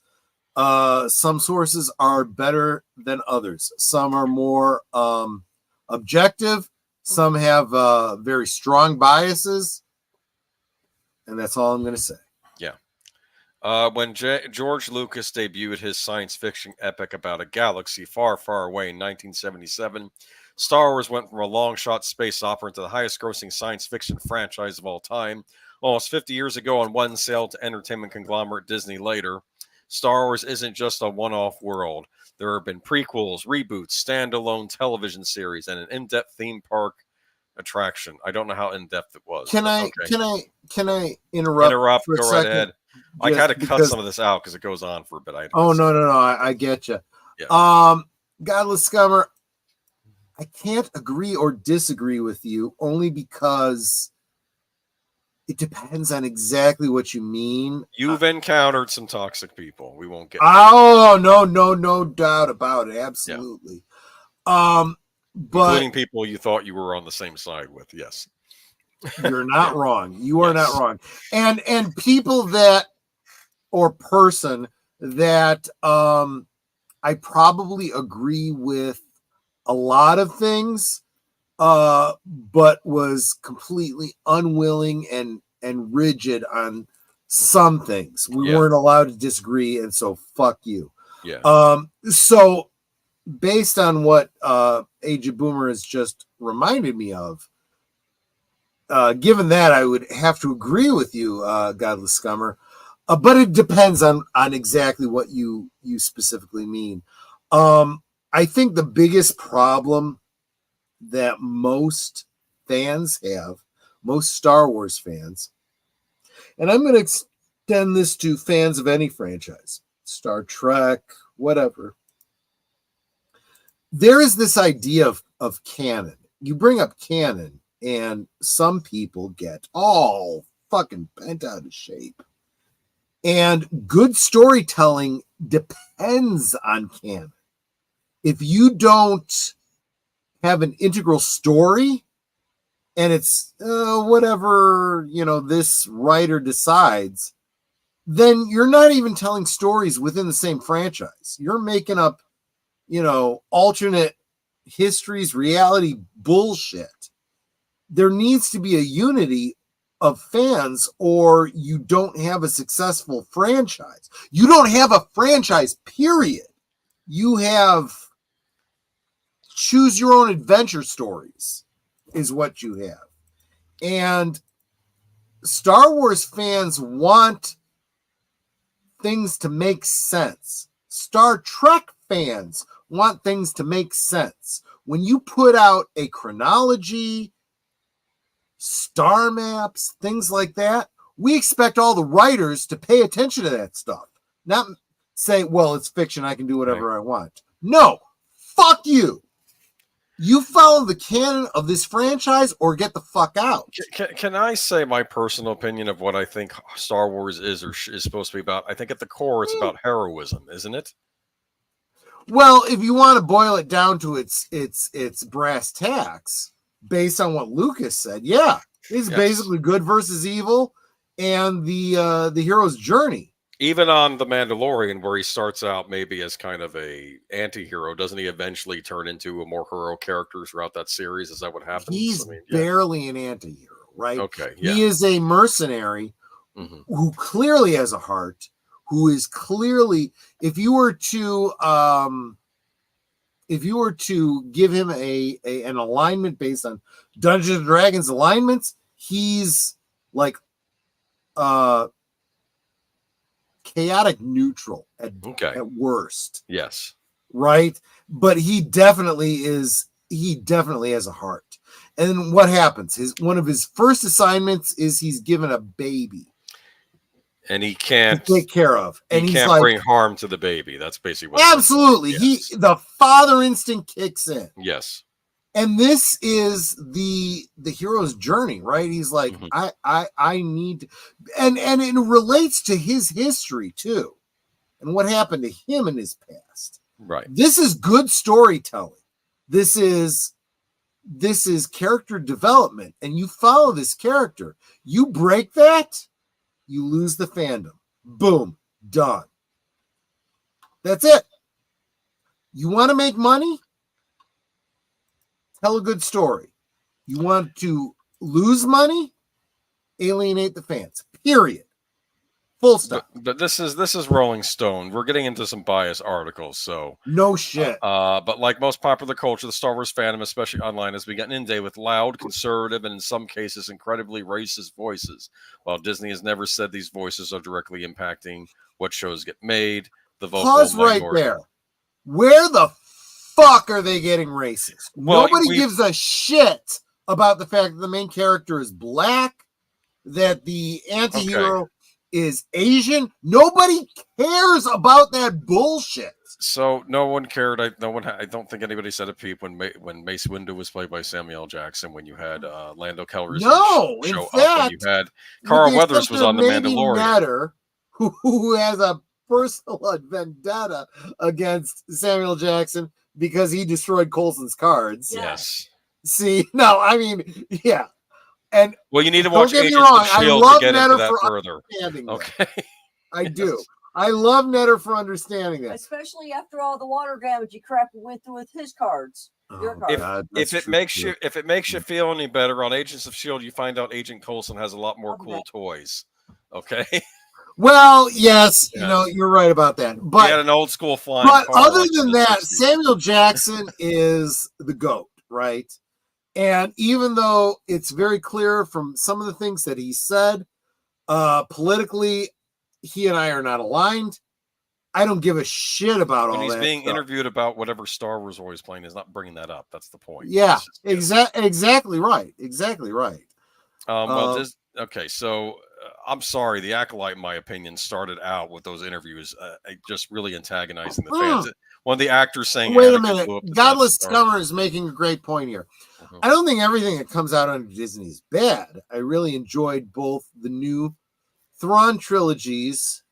Those are the books written by Timothy Zahn. They're newer books that he wrote. Yeah, that's not Disney. That's pre-Disney, but okay. He might be talking, he might be talking about the Thrawn books he wrote after the Disney takeover that I think now Oh, I haven't read. Which read I've those. heard are actually good. I've not read them, but they did say one guy. Oh no! You're right. He says enjoyed both the new Thrawn trilogy. It was more about how he arose in the Empire, so maybe they that work come with out both. under the They might work under with Disney. both timelines. Yeah. I don't know. Okay, good point. I haven't read those, so I can't evaluate. They were But written by the Thrawn guy has who wrote been Vader. done dirty in Rebels and Ahsoka. Dude, you and I simpatico, okay, right? There's some things where we come from very different aspects, but I think we have more alike than unalike. Absolutely. Go ahead, Boomer. I'm sorry. Anyway. It's my stream. Sometimes I'm going to go off the rip. Now, I don't know. Maybe there were trolls online saying some bad, which you shouldn't do. You shouldn't. No, absolutely. Look, I am not. Yeah. Look, I will be the first one to point out that there are some YouTube channels, even YouTube channels that I like, that go out of their way to hate on things because clicks. Yeah. But at the same time, let's be honest. What do fans like and what do fans not like? If you are not giving fans what they like, fuck you, go out of business. Anyway. But if their endless fantasy world can't accept any stories that they don't recognize, some of the self-professed biggest fans in all the worlds could be closing themselves off to any future at all.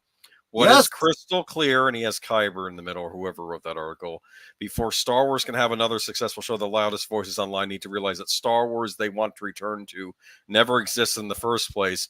Will the real Star Wars please stand up? Most of the online discourse around Star Wars is centered around the franchise's most recent live-action efforts. First premiering in 2019, these included The Mandalorian, which actually was well received by many. First two seasons were pretty good. I enjoyed them. I actually lost friendships over the fact that I liked the first two seasons. The Book of Boba Fett, which people were mixed on, to say the least. Ahsoka, Obi-Wan Kenobi, Andor, and people say Andor is good. I haven't even seen Andor yet, even though some people that I greatly admire have suggested it, and I will check out Andor eventually. I suspect. And the Acolyte.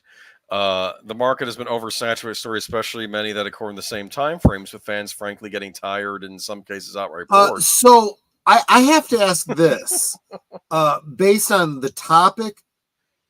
Does a person of color have a little bit more authority to talk on this subject? Because maybe people don't realize this, but Nate, Geek Flag with Nate knows, is a forgive me for saying this and using their terminology, but person of color. He says there are no racist fans of Star Wars or Star Trek, period. Because if there were, they would never like the shows or movies in the first place. That is 100% true. Nobody gave two shits about the fact that Darth Vader's voice was a black man. Lando Calrissian was a black man. And from Empire on, so as soon as George Lucas was called out on the fact that there's no fucking black people in Star Wars, okay, he filled Empire with black people. He put in a new main character who was black.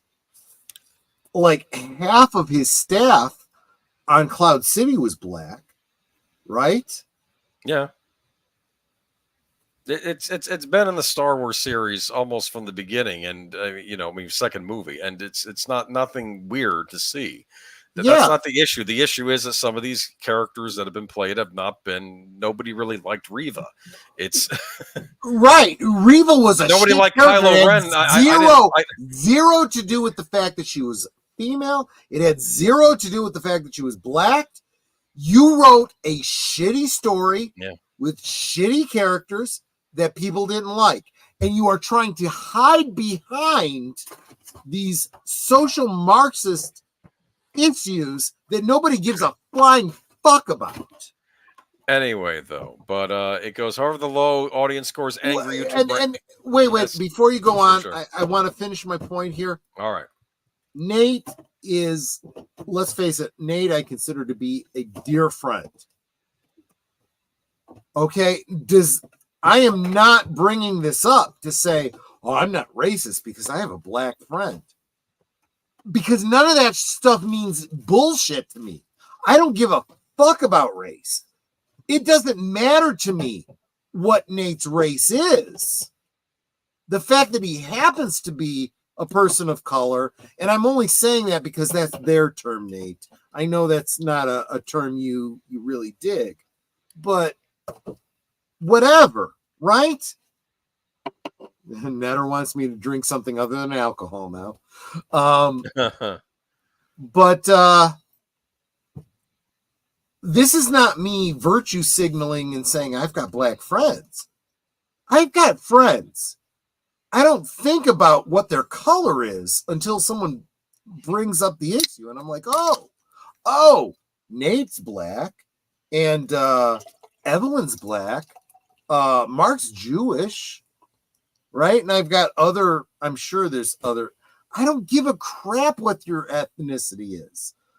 Unless we're talking about your ethnicity and you want to share it with me and I get to learn something about your ethnicity because I find it interesting. Yeah, it's like way back in the day when we used to belong to a particular church. We were going around to the there was like this is a good story, guys. You'll enjoy it. It was considered to be a not great neighborhood. It's those of you familiar with the Chicagoland area, we have a housing development, or we did, I don't know if it's still there, called Cabrini Green. So it was mostly very poor people. Most of them were black. There were some Hispanics in there as well. But we were going there to give out information on getting children free vaccinations for their health. So, other childhood vaccinations, and they could get them for free, or depending on their income, there might be a very small cost, but not a lot.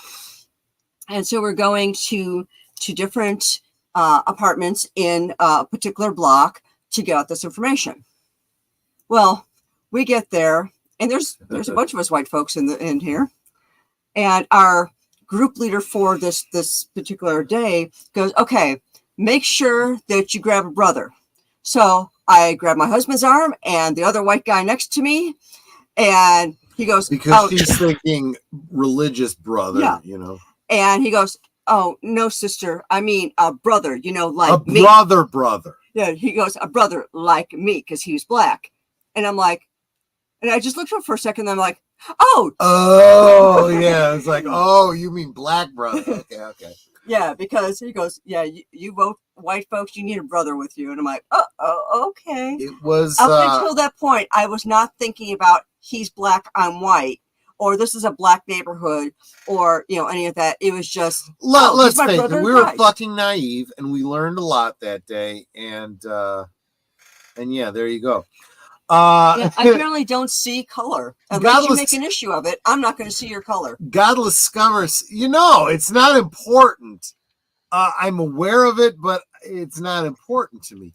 Godless Scummer points out, Boomer, you may have some thoughts. I remember Anita Sarkeesian having a couple of meltdowns over The Mandalorian, which were really stupid. I stopped following it, but she probably had an issue. She probably had an issue with Gina Carano. I don't know because here you have this big strong woman that all the men actually love, because of course that people think that exactly. That Look, men Anita like all Sarkeesian, kinds of women, and then I know the name. I stopped paying attention to anything she had to say unless it was an article that Boomer said we needed to cover for Geeky Geezers because. Yeah, I've not been commenting. Look, I'm going to say it. I'm going to say for a while too. This is my stream, and I can say whatever the fuck I want. Anita Sarkeesian, fuck that bitch. I don't give a shit what she has to say. She can curl up and die for all I care. Anyway, tell us how you really feel, sweetie. She can go fuck herself. Anyway. And not with my dick. Okay. Okay, honey. Settle down. Settle down. Just saying. Don't need YouTube. I know a lot of feminists, and none of them like. Oh, this is interesting. Thank you, Godless Scummer. Look, I'm slurring my words now, so I'm going to mispronounce people's names. I know a lot of feminists, and none of them like Anita Sarkeesian because they feel she gives them all a bad name. Look, so Boomer and I have talked about this before. This whole concept of feminism, there are, when you talk about first wave, second wave, third wave, fourth wave feminism, there is a huge difference, right? I think a lot of us conservatives would say, yeah, we're kind of feminists in terms of we believe that women deserve equal rights, equal pay, 70s style feminism, right? Mm-hmm. But this whole thing that's arisen that all men are evil and women are better and no, fuck you. We'll give you equality. We'll not give you superiority. Go fuck yourself. Anyways, let's move on from the Rolling Stone article because this is why Boomer has control of the stream. You can read more of it. It's basically ranting about the Star Wars fans. The point is, though, I'm noticing a lot of fans getting the blame. Amanda Steinberg says the Acolyte being canceled was not a huge shock after rampage of vitriol from toxic Star Wars fans. Real quick, I want to point out the same thing that Andre over at Midnight's Edge did. Show your fucking receipts or it you want to didn't see happen. The comments. Yes. Look, we will all condemn anyone who has a problem with your show because you're a woman, because you're black, for these ridiculous reasons. That is not the reason people don't like your show. The reason people don't like your show is because it's shit. Because it's not Star Wars. You don't know Star Wars. When Harvey Weinstein's assistant was asked what she liked about Star Wars, she goes, "Oh, I like all the Star Wars." You don't fucking know Star Wars. You don't give a shit about Star Wars or its canon. You're making up whatever bullshit you want. Were the Jedis bad on this show? Is that the impression I got? That's they were not. They were not in the right. She is literally. This is an exact quote. She says, "I identify with the Sith." Okay. That's what she believes. She is she believes in anti-male, anti-white,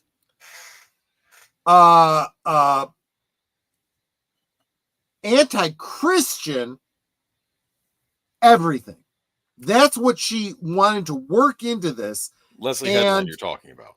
Yeah, Leslie Headland, Harvey Weinstein's personal assistant who lined up underage girls for him. Well, we don't know that. Allegedly. Allegedly, yes. She's a piece of shit. She's a piece of shit is what she is. Who nepotismed her wife into this fucking piece of shit that nobody liked. All right. And then she brings up all these social commentary reasons for why people didn't like it. No, people didn't like it because it was a shit. Okay. Let me read from this Variety article. Go for it. We go a lot of articles from Variety. Amanda Stenberg I keep wanting to say Steinbergs. Amanda Stenberg is Whoever. Amanda Whoever. Stenberg. She's not that important, but go ahead and Isn't go. too surprised that The Acolyte has come to an end on Disney Plus. The lead of the Star Wars series shared in a statement on her Instagram story Wednesday, reflecting on the quote-unquote rampage of hyper-conservative bigotry and vitriol that they faced after being cast. I'm going to be transparent and say it's not a huge shock for me. Stenberg begins in the video. There has been a rampage of vitriol that we have faced since the show was even announced, when it was still just a concept and no one had even seen it. That's when we started experiencing a rampage of, I would say, hyper-conservative bigotry and vitriol, prejudice, hatred, and hateful language toward us. I would argue that maybe hateful language and hatred, that's getting redundant. Pause. We hadn't seen the fucking show, but we had seen all the comics and books about this The High Republic era. The High Republic era. That people had already rejected. So that you're making a big deal. You're making a big deal out of your Wookiee Jedi who you kill off screen on this series. Right? No, absolutely. And real quick, Nate, Nate, normally I wouldn't give a shit about this, but I think it's relevant to the conversation. Nate, who is and I hate using this term, but it's their term, person of color, right? Okay, Nate, do you have any issue with Troy just saying black? No, I'm just saying it because I'm trying to make a point. Oh, okay. No, I don't.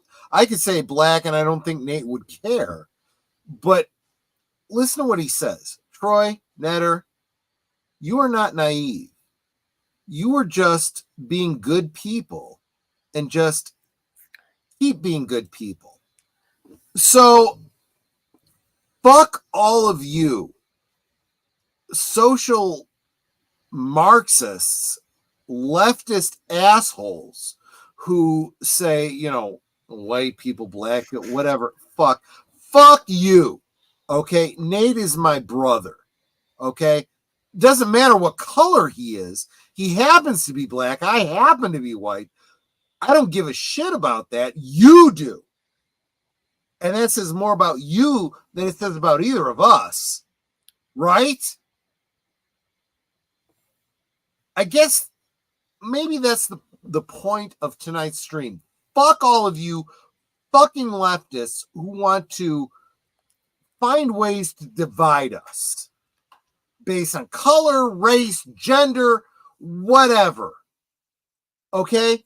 I'm here as a white male married to a white female with good friends who are black, male and female, different religions or atheists who, the opposite of religion. I don't know. Sorry. I don't know.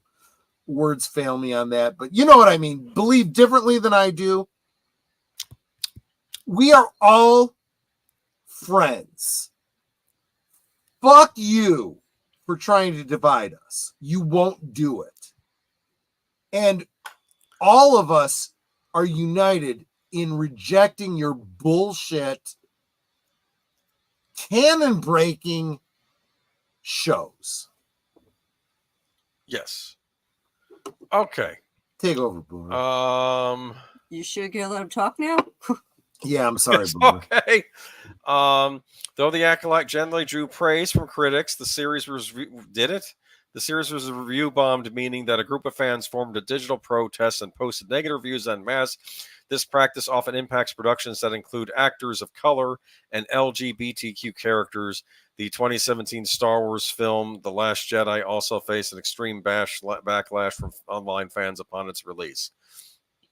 This really affected me when I first got the job because it's not something even I thought anticipating it happening.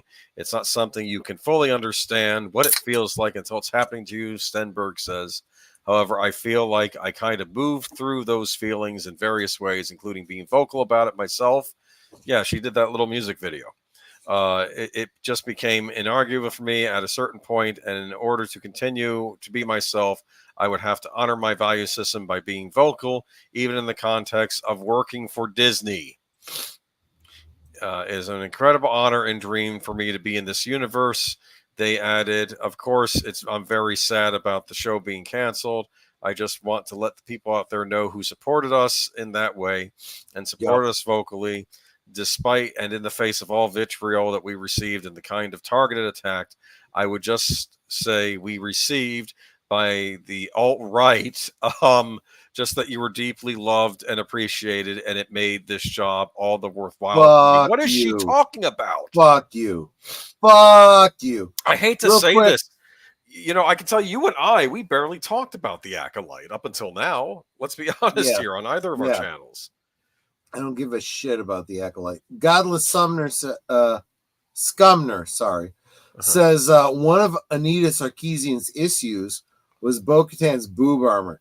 Look, guys, regarding boob armor, go check out the channel Shadiversity. Do a search for boob armor. He's got great videos talking about it from a historic standpoint, from a realistic standpoint. Fuck Anita Sarkeesian. And I mean that rhetorically, not literally. Okay. Because I would not fuck her with you. Hey, sweetie. Dial it down. You're starting to get me mad. Dude, right? I don't care for either, but the bots are listening.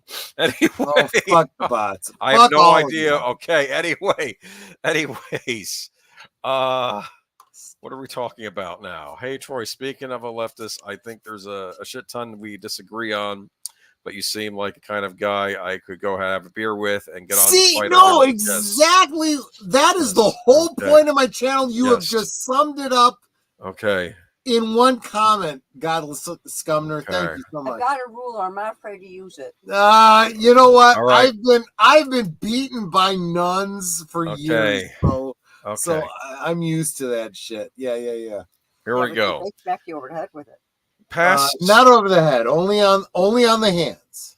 Past Star Wars actor support Amanda Stenberg after Acolyte's cancellation. I'm sorry though, but when she wait a minute, I want to go back to this comment real quick. Yes, Godless Scumner, excuse me. I really am slurring my words, and that's why I'm mispronouncing things. Forgive me. But he basically sums up the whole point of my channel, right? We can disagree and still be friends. That's the whole point of my channel. If that's not true, my channel has no point. But this comes back to that whole Klingon, or no, excuse me, Vulcan thing, right? Infinite diversity in infinite combinations. We don't have to agree, but the conversation is what's important. And who knows? Maybe somewhere in the future we end up agreeing. Go ahead, George. Take over. Past Star Wars actor support Amanda Stenberg after the Acolyte cancellation. The amount of support actors, usually actors of color, get during and after they're harassed in projects like Star Wars is unfortunately minimal. And now only a few ex-Star Wars actors. Oh, look, I'm black. I deserve special consideration because I'm a special. Anyway, only a few ex-Star Wars actors are publicly supporting Amanda Stenberg in the wake of the cancellation of the Acolyte and the racist backlash she faced before the show even started. Racist backlash. Okay, those actors because so many people hate Lando so much. Those actors are ones that they themselves have faced. Right, John Boyega played Finn in the Disney trilogy. Best who played Jar Jar Binks in the prequels. John Boyega was actually pretty cool. I kind of liked his character. Well, wait a minute. He was one of the better things about that show. Hold on, but I don't even know where this article even says how he was harassed. Yeah, because all he says is Best was explicit in his support, saying, "I will always stand in solidarity for artists who give 110% of the work." I will admit keep this. Shining Queen. Nothing wrong with that when statement. we first saw the trailer for Force Awakens, yes, and we saw a black stormtrooper, we were like, "Wait, what?" But once we saw the movie, we were like, "Oh yeah, okay, that makes sense." Yes, right. Anyone could be a stormtrooper. Yes. So whatever. Yeah, it didn't shock me. I'm just, yeah, I think we were The bigger problems had nothing to do with John Boyega. Yes. I would have done some tweaking to his character to make him a little more interesting, but that wasn't his dude, fault. he should have been more of a hero, and he was like, no, they turned him into a cuck. No, here's what it is. I don't mind the fact that here's what I would have done with this character. You know, I needed a job. This thing was signing up soldiers. I figured, hey, you know, see the universe. And then they have me cutting off heads and crap. I'm not into that. It's like I just got to get away from these people. And he's kind of and he starts out as a coward. And it's a great character, and I don't care if he's black, white, or alien. His character made perfect sense. Yes. In terms of the story, you had the kernels of a great story. You fucked it up, you assholes. Okay. John Boyega was more subtle, posting a Han Solo scoundrel salute image under a post addressing the cancellation of the show. So I think they're just saying, you know, too bad the show was canceled, but we support you. I don't think they're talking anything about specific harassment that she may or may not have gotten. Ahmed Best had previously said his mental health got so bad in the wake of Star Wars he considered taking his own life. Now that was back in the Phantom Menace days, and let's be honest with you, the early days of the internet, you think things are bad now. People were very nasty back in the early days. Ahmed Best, look, yeah, I'm gonna say I have come to have very different opinions about his character. Yes, and then they recast him as a Jedi in the Disney era, who is kind of become a fan favorite. Right. His character is like, I like that character. He's the character basically who's responsible for rescuing Grogu, right, in the history behind the Mandalorian. Okay. And it's like, dude, his character is badass. Yeah. Right. Okay. And you know, I still, you know, fan theory about the whole Jar Jar Binks Sith Lord thing. I'm kind of buying into that. And I wish they had gone that route, but they did in some kind of Lego thing they're doing now. They're having him as a that's awesome. Yeah. I'm so glad to hear that. Yeah. But at the same time, Ahmed Best is not the problem with Star he wasn't Wars. the problem. And I feel bad if he probably was. People were probably attacking him over Jar Jar back in the day because a lot of people took out their frustrations, especially with that first. For fuck's sake, Jar Jar Binks is pretty damn cool by comparison to what we've gotten since Disney bullshit. Oh my goodness. I don't even. Right? I don't. Well, yeah, Babu Frick, right? He's pretty cool. I'm joking, of course. I'm kidding. He's not offensive, if anything. No, that was Rise of Skywalker. That was the worst of the sequel trilogy. And that's saying a lot. Because Last Jedi was terrible too, but I don't know. God, you know, this is don't get me wrong, Guileless Scumner. I've kind of followed your channel. Yes, we probably disagree on a lot of socio-political type stuff, but at the same time, I think you and I would get along famously in person, having a drink at a pub, you know, just saying. He says, I think society has gotten bad because we can't disagree civilly anymore. Just because someone has a different political view, politics shouldn't define us as human beings. And I would say that is the perfect summation of how I'm feeling.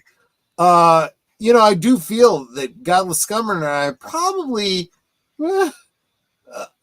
I hate to say it this way, but probably on, in quotes, diametrically opposed, sides politically. Doesn't fucking matter. I think that we agree on very fundamental things that would make us kind of simpatico, that our politics don't fucking matter. Right?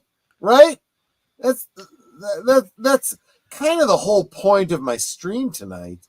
And God, I'm just so thankful you're here tonight, Guileless Scumner, because you're making my point for me. I super appreciate it. Anyway, there's an interesting quote from Boyega here. I'm the only cast member who had their own unique experience of that franchise based on their race, Boyega told British GQ. Let's just leave it like that. It makes you angry with a process like that. It makes you much more militant. It changes you because you realize I got given this opportunity, but not in an industry that wasn't even ready for me. Nobody else in this cast had people saying they were going to boycott the movie because they were in it. Well, pay attention to what he's actually saying. Yeah. He's basically saying the industry had a problem with me, not the fans. Well, let's be honest with you. There's that whole thing of the poster in China. Yes, thank you. That's exactly what I was getting to. Yes, which was wrong. And yes, and he's like, "Fuck all of you guys," is what he's saying, well, and I am 100%. I hope he still has a career. I have nothing against. Yeah, let me tell you, he got done dirty. I would have loved it if he had turned out to be the. I thought he was going to be the main character of the trilogy. I did too. I thought he was going to turn out to be force sensitive and all this kind of stuff. Yeah, and I was like, oh God, I could. There were some things about the sequel trilogy that could have been awesome, and they literally stepped on it, crushed it, shat on it. Yeah. Moving right along, and I think this is the last one. This sums up exactly my opinion on almost everything. We disagree on a lot, but I think we have more in common than we have differences. Yeah, this dude, oh God. Godless Scumner, do you like alcohol? Just asking. Doesn't matter if you do or not, but I'm just curious now.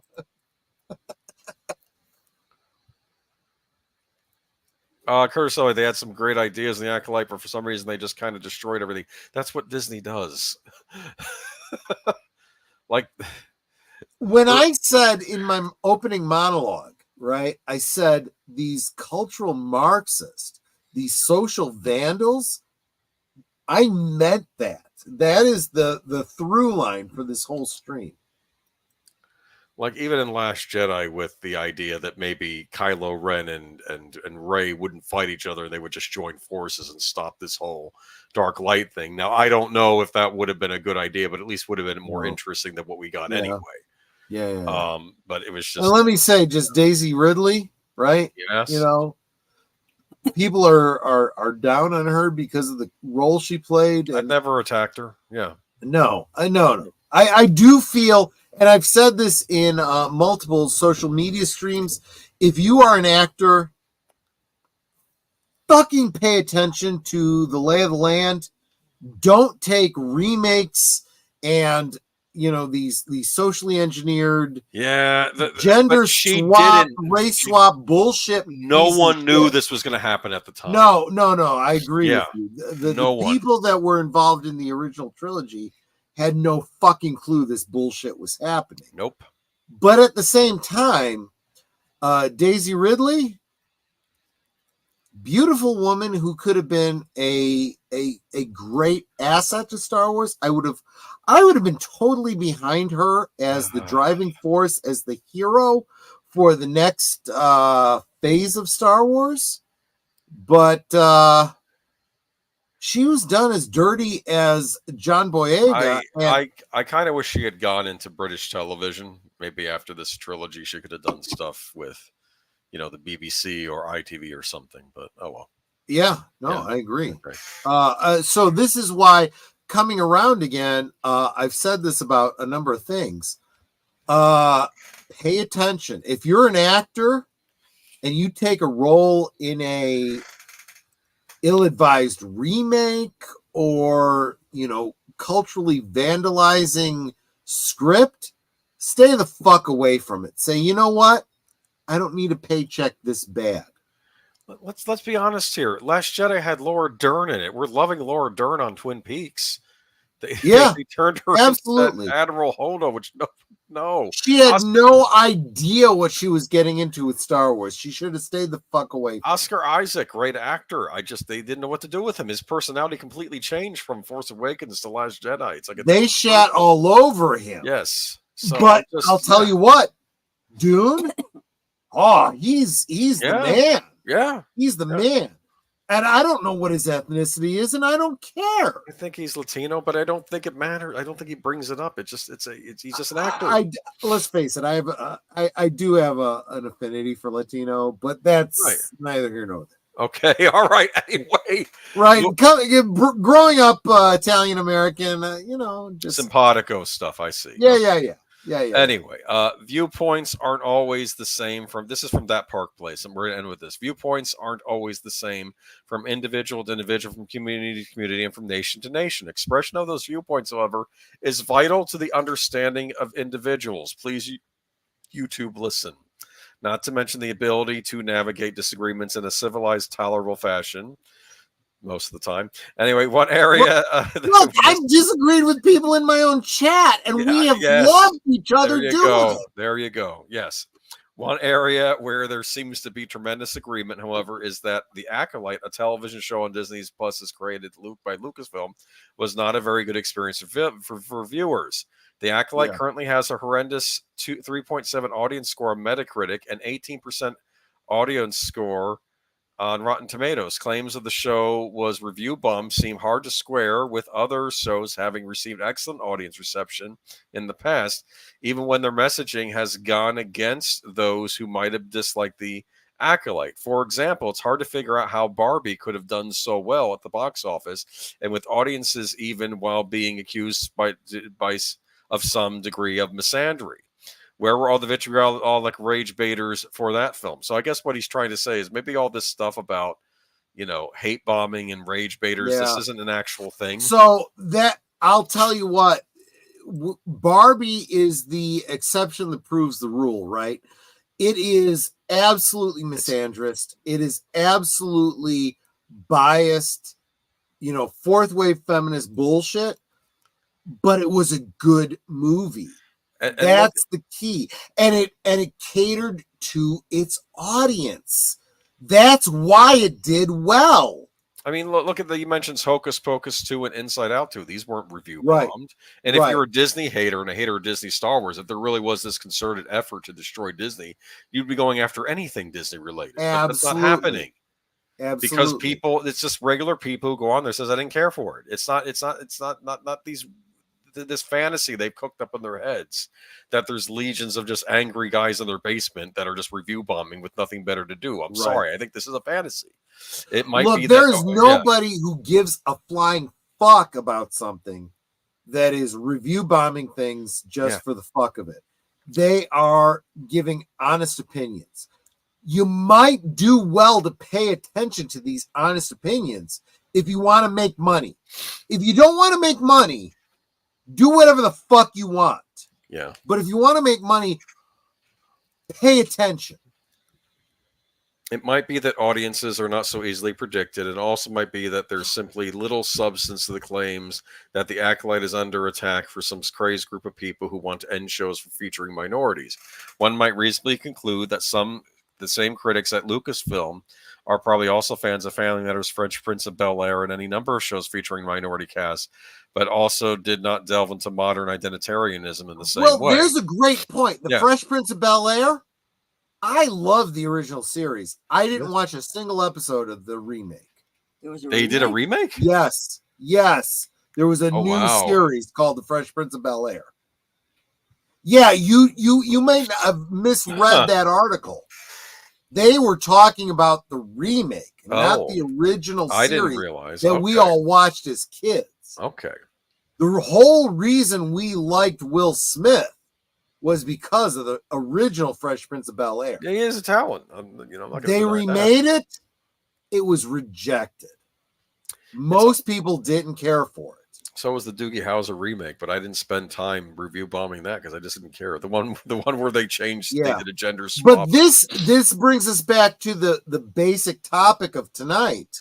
Wouldn't it have made more sense to make it like Doogie Howser's great niece or something, and then Neil Patrick Harris could pop on an episode or two, right? Just to show up. That they could do that, and then it could still be in like the continuity. Because if you completely remake it, look, if you completely remake it and it has no connection to the original, you don't bring over the old fans, and you are gambling whether you get new fans, and it failed.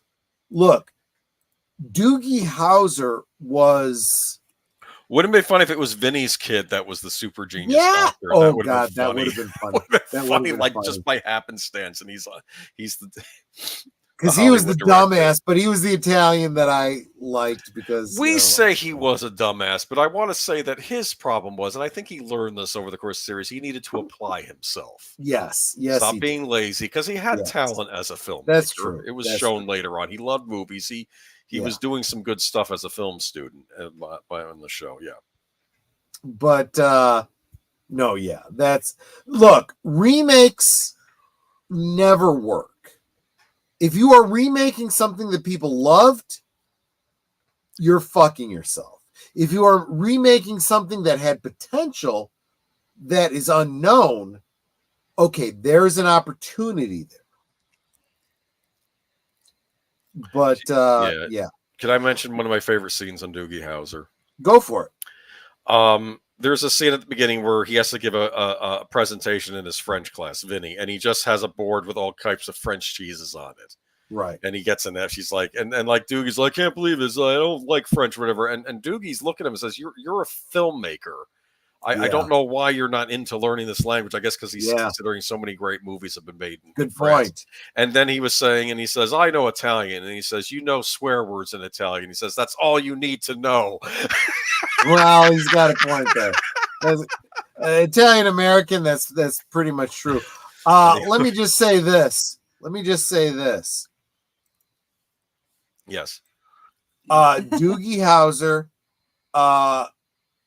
that put what was the actor's name? You just said it. Who played Doogie Howser? Neil Patrick Harris. Neil Patrick Harris. That's what put him on the map. Yeah. Right?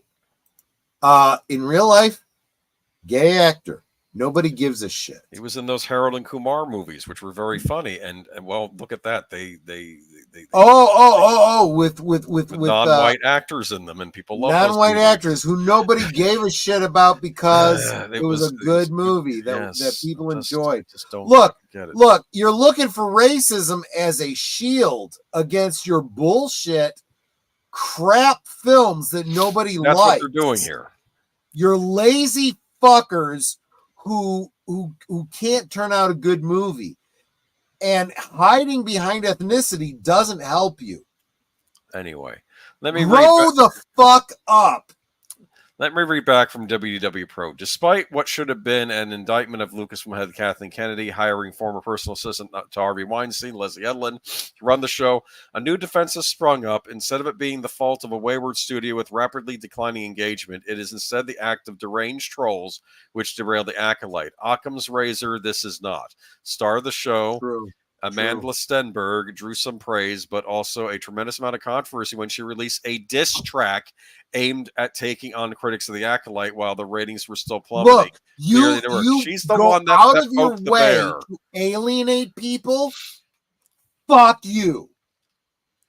If you can't create a show that is successful on its own merits, if you have to go out of your way to antagonize people, fuck you, you deserve to fail. Where is Disney when that was going on? No, do not. Disney is filled with ideologue assholes that agree with this bullshit. They are not profit motive. They are ideologue motive. Now with the show canceled, the above monologue she provided on Instagram has set up a new confrontation. The claim is folks didn't watch the show because of hatred, not because of poor writing, acting, or anything else. Instead, disliking the show is now synonymous with the worst of society. It's then easy to see She is a coward because she hides behind these lies and bullshit to cover up her laziness and the failure of the show. Yeah. It's then easy to see how such an environment can breed a new, seemingly organized effort to demonetize and strike down prominent voices who failed to review the Acolyte well. This is what he's talking about, though, the fact that they're probably going to be coming after users and YouTubers who reviewed the Acolyte. I've heard that, what is it, Star Wars Theory, they want to go after him, who is not even a political guy. He's not. No. He's just a Star Wars fan. Star Wars fan. Yeah. It doesn't matter if they liked X-Men 97, Godzilla -1, Star Wars, Clone Wars, and Rebels, or any of the other entertainment offerings. All that matters is if they review the Acolyte poorly, they must be silenced. Yeah. Or there's just a bunch of low engagement This voices. is very Maoist thought process. You agree with us, or you are the enemy, and we will use whatever tactics we have to destroy you. However, Team YouTube has often replied directly to these posts, and many more we have not included for brevity's sake. While this may be YouTube's modus operandi to have people follow the normal channels of objection rather than creating a ruckus on X, it still needs to be addressed. That Park Place condemns in the strongest possible terms anyone that treats another person poorly based on their skin color, origin, sex, etc. I think we would agree with that statement too. Look. I mean, when it comes right down to it, I not only don't have a problem with people that are different from me, I have a great deal of respect because people that are different from me provide me the opportunity to have a different perspective, right? Mm-hmm. People that have a different skin color. Look, I love that line from Robin Hood, Prince of Thieves. Allah loves wondrous diversity. No, that wasn't it. Allah loves wondrous. I forget the line. It wasn't diversity, but it's because the little English Variety, girl says to him, why are you black? And he says, because Allah loves wondrous variety. Variety, yes. I love that line. That is just fucking brilliant. No, one of my favorite lines is... You better believe the little girl went away going, okay, that makes sense. What I liked was the blind guy complaining about, I guess, what is it, the Saracens or whatever and all this. And he says, what are you, Flemish? And he goes, Moorish. And he's like, that was brilliant. Yes. What are you, Flemish? Which, in context, you have to understand where that's coming from. It's like, oh, Moorish. Oh, that's almost worse than Flemish. Almost worse than Flemish. Oh, my goodness. Anyway, however, weaponizing empathy with false flags intended to prevent negative discourse around a show that some people didn't enjoy is a real issue in today's world. Now, I know there are major issues happening all across our planet that deserve our attention. Maybe this is currently not the significant thread to civilized conversation that other pressing matters might be. That said, if this campaign is successful, it would have a serious deleterious impact on YouTube. Being critical of art is a key liberty necessary for the improvement of art. Being open to criticism is a sign of maturity, and having debate online necessitates the one side disagrees with the other. Shutting down that debate for the sake of preventing any negativity toward a piece of entertainment is a malignant effort and one we should not support. While criticism can go too far, and yes, being critical of art based on immutable human differences is awful, we must be careful that we not conflate legitimate critique with something far worse simply because it serves the purpose of the propagandists who wish all of those with differing opinions to be silenced. Here's to hoping that YouTube is wise enough to recognize the concerted effort to cancel critical thinking in response to the cancellation of the Acolyte. The two are not the same, and only one should appropriately be revoked from its platform. Okay, WW Pro. I love what Nate says here. He says Amanda Stenberg is one of those people who thinks that anything negative that happens to them is in their life is because of the color of their skin. She sees any criticism as bigotry. Now, I'm sorry, Nate. It is irrelevant to this conversation. Nate is a person of color, right? He's a black man, and he's calling this bullshit out, right? Because hiding behind your skin color is a chump move, right? You never improve if you use your skin color as an excuse. If you listen to reasonable criticism and go, okay, how can I improve? You will improve. If you put up your defensive and say, oh, racism, you will never improve, and you will always be irrelevant. People weren't going to like this project no matter who they cast in the parts. Yeah, no, if Amanda Stenberg had been cast by a white woman or a white man, even this show still would have been liked shit. This show. It was badly this written. shit was badly written. I don't care if it's white female, black man, Asian man, female, Wookiee, whatever you are. The story broke. Seems the Wookiee was done. The Wookiee was done dirty on the show. Yeah, all the people that people actually liked about this show got killed. Yeah, people were liking some of the Jedi characters that they just mercilessly. Yeah, the Asian male character. Oh, this is interesting. Over on Bosk's Bounty, again, you know, if you're a toy fan, Bosk's Bounty did a review of the most recent wave of Hasbro figures. A lot of them came from this fucking acolyte.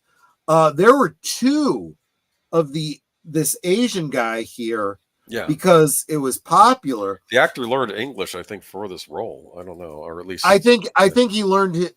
I may be wrong. English, yeah, I may be wrong, but I think he learned his lines phonetically. Yeah. I thought he did a great job from what I saw. The clips I saw. This Amanda Stenberg played two roles. She got her two characters were put into the wave. Everyone else got doubled up. So she got, you know, her two characters were considered one. I mean, nobody wanted her character, right? But people were okay with two of the Asian guy and two of the droids and two of the you know, whatever. And the beaver dude. Hopefully not. I'm sorry, you look kind of dumb. Anyway, let's remove this from the chat. This is the end of our stories. But the reason I did this was sort of like a PSA that YouTube is I'm not going to say YouTube, but they want YouTube. They want to shut down YouTubers for criticizing shows that get canceled. The show got canceled not because of YouTubers. So it got canceled because it couldn't find an audience. Yeah. I don't know how many people listen to the YouTubers. Let's be honest. Quit demonizing the YouTubers. Maybe start paying attention to them. If you do, you will be successful. If you do not, you will fail. You will continue to fail. You will go bankrupt. It is happening very clearly. We can see it. We are laughing at you, Disney. Get your shit together. And please don't make a Star Wars show where the Sith aren't so bad and the Jedi really aren't that good and good is bad and bad is good and blah, blah, blah, blah. We're tired of this crap. This is not the story that George Lucas gave us. George Lucas gave us good versus evil, and it was very clear. Dark versus light. There was no ambiguity. Fuck you all for your moral relativism bullshit. So apparently tonight's stream is brought to you by the word fuck. Well, yes. Yes. But it's well deserved, I think, by the social vandals that we are addressing tonight. Anyway.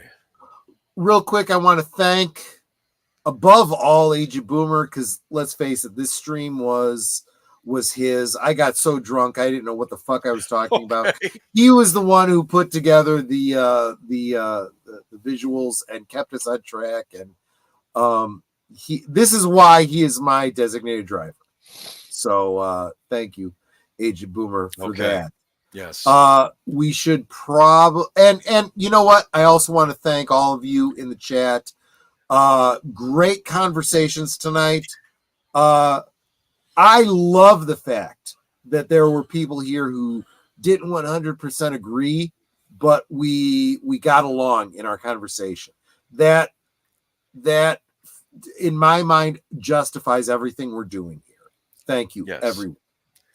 So what have we got coming up? We got so tonight is we're getting, those of you on the East Coast, we are past the midnight. We are coming up on midnight here on the Central. So we are looking now to Sunday. Sunday is what? It's all deleted scenes all the time, right? Because 3 Central, 4 Eastern is Western Cinema Presents. And guys, Blue Wrenches, drop links if you are aware of what's going on. Yeah, it's 1 a.m. For Tommy. It's coming up on midnight. So Tommy is over in the East Coast with you, Boomer. Gotcha. So 3 Central, 4 Eastern on. Oh, wait a minute. We're coming up on Saturday. I'm skipping it. Yes. Saturday. So the little shop. Curtis. No, first is Curtis Selby has Saturday morning cartoons. I'm probably going to sleep through that, but I will catch it on the rerun because hungover. But I will check out his Sunday morning cartoons because I'm really interested. Curtis Selby is a great supporter of the channel, and I super appreciate him. Check out his channel when you get a chance. He's a little more political than I am, if you can believe that after tonight's stream. But later tonight over on Big Al Presents Films with Friends, Big Al Netter and I will be watching one of my favorite comedy musicals, Little Shop of Horrors with Rick Moranis. I am very much looking forward to that. You got to expect me to sing. I will sing. I'm just warning you in advance. Just saying. So, it's a classic. It is. It really is. Suddenly see more. Yeah, you'll get more of that tomorrow. Just, I hope that doesn't keep you away. It's not Big Al's fault that I sing. Just saying. So that is Saturday. Sunday is all deleted scenes all the time, starting at 3 Central, 4 Eastern with his and Outlaw Bill. What is it called? Western Cinema Presents. Western Cinema Presents. Thank you very much. Yes. I don't know what the Western Cinema is this week, but if he's here, he can certainly tell you. If you're listening, deleted, you guys got to do Rustler's Rhapsody someday.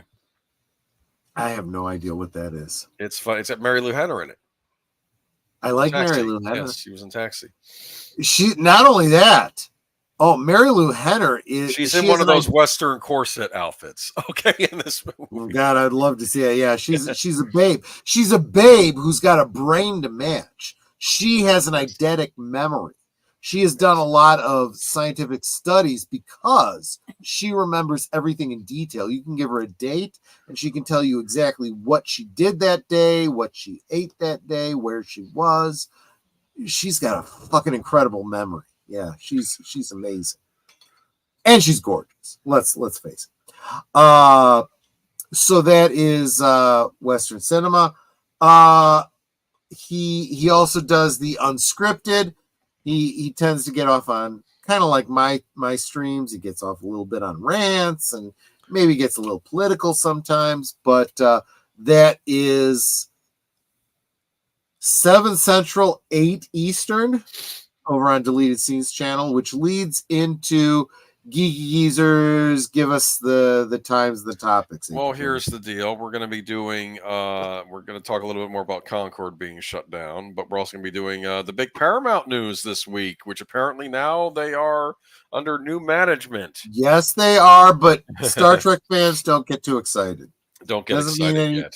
Any big changes there? We got some other news topics too we'll be discussing, and also we will be simulcasting. This will be the first simulcast Geeky Geezer stream, so you be sure to check it out on my channel if you can, but also it'll be on here. And in case my channel isn't up or ever gets yeeted, I'll be having copies of it on my channel. Okay, you'll be definitely be able to see it on which Troy. Also means that we will be able to after after Geeky Geezers, we can auto dramatically forward you to deleted scenes other side of midnight. I'm not sure if that's going on this weekend or not. I know he was thinking about it, but he wasn't sure he was going to do it. Well, if the stream is up, we will forward you to it. We'll tell you about it on Sunday. Yes. Yeah.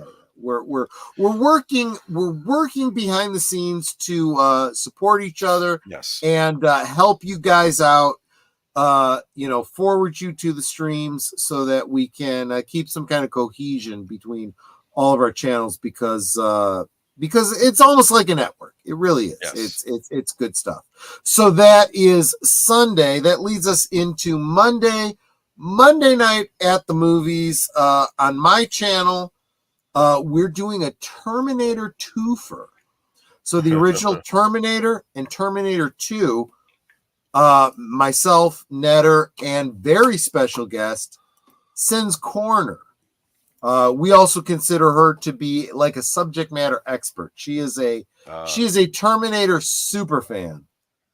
She won't be with us from the beginning. She's going to be off with the whole what is that? Regal Theater Presents or whatever. She gets to see movies before the rest of us peons do. So she'll be at the cinema, and it lets out when I'll be starting my stream. So she'll join us as soon as she can. That is Monday night at the movies, starting at 8 Central, 9 Eastern on my channel, Terminator. Cosme link will be provided. If you don't have your own copy of Terminator, we'll accommodate you. Which brings us to Tuesday. There's a lot going on Tuesday. Live from Sparkwood in 21. No. Before that. Even before that. Okay. 4:30 Central, 5:30 Eastern. I will be joining Pops over on his channel at Pops, which is Pops on Pop Culture. That's why we're doing the rewatch of Terminator, because we will be talking Terminator on Tuesday on Pop's channel. Check out my my community tab. I've got the link up there, and I talk about it, and I will share that out again on social media as we get closer to it. After that, then we will be 7:30 Central, 8:30 Eastern over on Deleted Scenes for Sparkwood and 21, part 11 of Twin Peaks: The Return. Things are getting good, my friends. This is kind of a mind-blowing episode. This breaks apart the whole Black Lodge, White Lodge, what is real, what isn't, and this is probably the big James Belushi episode. Definitely worth checking out. Hope you join us over on Deleted Scenes channel. That's Tuesday. Thursday over on Netter's Network. My special guest will be, I want to make sure I get the name right. Hold on. Raquel SSG 2211. Yep. And if you're not already subscribed, you will find out about her channel and then subscribe, because you are a wonderful supporter. That is Thursday on Netter's Network, 9 Central, 10 Eastern, which brings us around to next Friday. I'm drawing a blank, my friend. What were we talking about next Friday? It's an unfortunate anniversary is happening this week, and we thought we might comment. That's right. On it.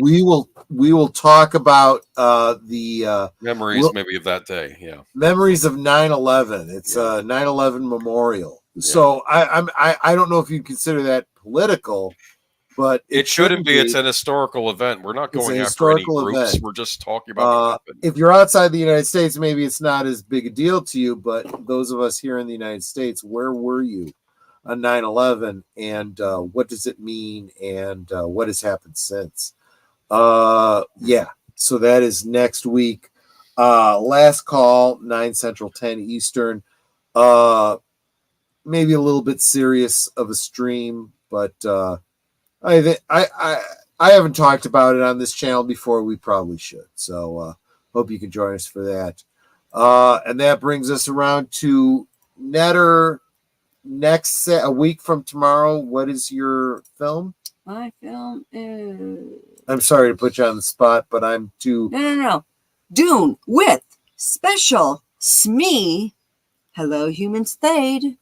Yep, Thade will be joining us because he asked to. And Because he's a Smee. This is Dune Part 1 with Zendaya and what's his John name? Boyega. No, not John Boyega. Excuse me. Oscar Isaac. Oscar and Isaac. Timothy Chalamet. That's the Rebecca kid. Ferguson. Yeah, the best so far of the two, the best of the Dune films. I think they fell short in the second movie. Right. But we'll talk a little bit about that, but we will watch it together. Again, Cosme link will be provided over on Netters Network. That is a week from tomorrow or today, depending on what side of the date line you are. So there you go. So that is the week in review. And so this was hopefully it was an informative and fun stream. And that's all right. We'll have an interesting topic too in 2 weeks' time as well. That's a little more fun, but I thought it's important for us to honor what happened all those years ago. I agree. And I think people have forgotten about it. I'll be honest with you. I think it's now a memory. I agree. That's why I think we not forget what happened. Remember the Maine, the Plymouth Rock. Yes. The Alamo. Remember a mayor of that city who has really got maligned recently, and the things he did that day. Yeah. Yeah, we'll talk about that too. Yeah. So remind me to bring that. You'll bring it up. I'll bring it up. Yeah, we'll bring it up. But guys, I want to thank you guys so much. Well, you know what? I'll get the last word. Age of Boomer, last thoughts? Nothing. Thank you for having me. And like I said, stay vigilant out there because they might come after you if you start critiquing shows now. I hope. Actually, the idea is I don't think we're there yet, but they want to bring that. They want to make that the case. We have to basically push back right away on that. Yes. Absolutely. Don't be gaslit. No tolerance on that front. No. Netter, last thoughts and last words? Does that mean you want me to take us out? Yes. Okay.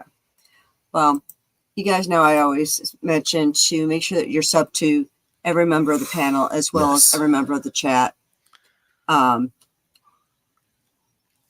hold on. I managed to take off my mute on one of my YouTube streams I have up, and because I got and you started getting words coming through. Yeah, and I was like, wait, why am I hearing me? Okay. So we can't hear it, so it's okay. That's fine. No. But you know how I know. Distracting. You mute the other YouTube channel so that you don't hear it twice. It's weird. Yeah. One of them came unmuted, and that's threw me off. Anyway, y'all know that I always talk about making sure that you're sub to every member of the panel as well as every member of the chat. And if you think you're sub, go back and double check you're still sub because YouTube. And make sure you hit that notification bell too. Yes, and for my guest on Thursday, I've already pinned her channel to the top of the chat in my Thursday things for this week. So really easy, just go there because my stream's up. Go there, click on the link at the top of the chat. You can sub to her. I said the subs don't cost you anything, but they mean so much. They are immeasurable to us who are trying to grow our channels. Yep. So thank you for that. And with that said, we can talk amongst ourselves, and that's all well, good, and fun. But it's so much more fun when you guys are joining us in the chat. Because you're dropping your comments, questions, trivia, being goofy, whatever it may be. And it doesn't feel like we're separated by miles or continents in some cases. It feels like we're all hanging out in the same room, enjoying each other's company and having a great time. And you guys, you're not just our friends. You are our family. We love you guys, and we appreciate you so very much. And you can be anywhere right now, and you're here. Even at this hour, you're still here. That's just amazing and so encouraging. So thank you for being so Osmo. Thank you for being a part of our family. And like I said, I love seeing you guys in our streams, and we have a lot of streams. So thank you for making the rounds, encouraging all of us, giving us those thumbs up, dropping a comment, whatever it may be. Thank you so much for all that, because it really does mean a lot. It may not seem like a lot to anyone, but it's like the skill of listening. It may not seem like a big thing, but it means so much. So thank you again for being here. Thank you for those who have been trying to help me get my watch hours. I need now like 690. Yeah. So if you can keep doing that, that would be great. Just if 7 of you can watch 100 hours of her streams, that would make all the difference.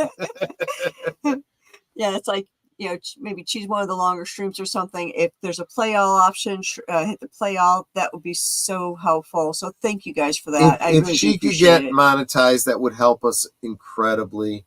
Yes, and keep in mind that once I become monetized, that's when I'm going to have the drawing for that special Tom Conkle Blu-ray. Trouble is Our Business. Trouble is Our Business that he autographed. So it's an autographed copy of Trouble is My Business on Blu-ray. So that's going to be my big giveaway for getting monetized. And he's also going to be a guest on my channel at that time.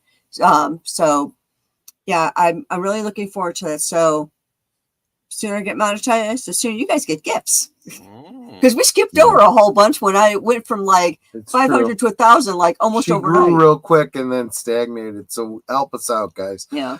And with that said, of course, thank you, like I said, again for being here and all this. And as I always say, good night and God bless. And we will definitely see you on the next one, which is tomorrow night over on Big Al Stream. Absolutely. For Suddenly Seymour standing beside you. So thank you guys so much. Super appreciate it. Everything you do encourages us. You hit the like, you hit the subscribe, you share out the streams, you drop a comment, super chats, super stickers, memberships is just friggin' above and beyond. That makes you a producer of the show. It really does. And that means something. We will absolutely reach out to you and ask for your opinions about coming streams, what you think. Dropping the buckaroos gives you some input into what happens with the show, and that's how it should be. It's a partnership, and I super appreciate that. So, guys, thank you, every single one of you, for hanging out with us tonight. Thank you for agreeing and disagreeing in a respectful and fun way. I enjoyed the conversation tonight. I hope you did too. And I hope to see you on the next one. Take care, everyone. Good night, ladies. Good night, sir. Hit it, sweetheart.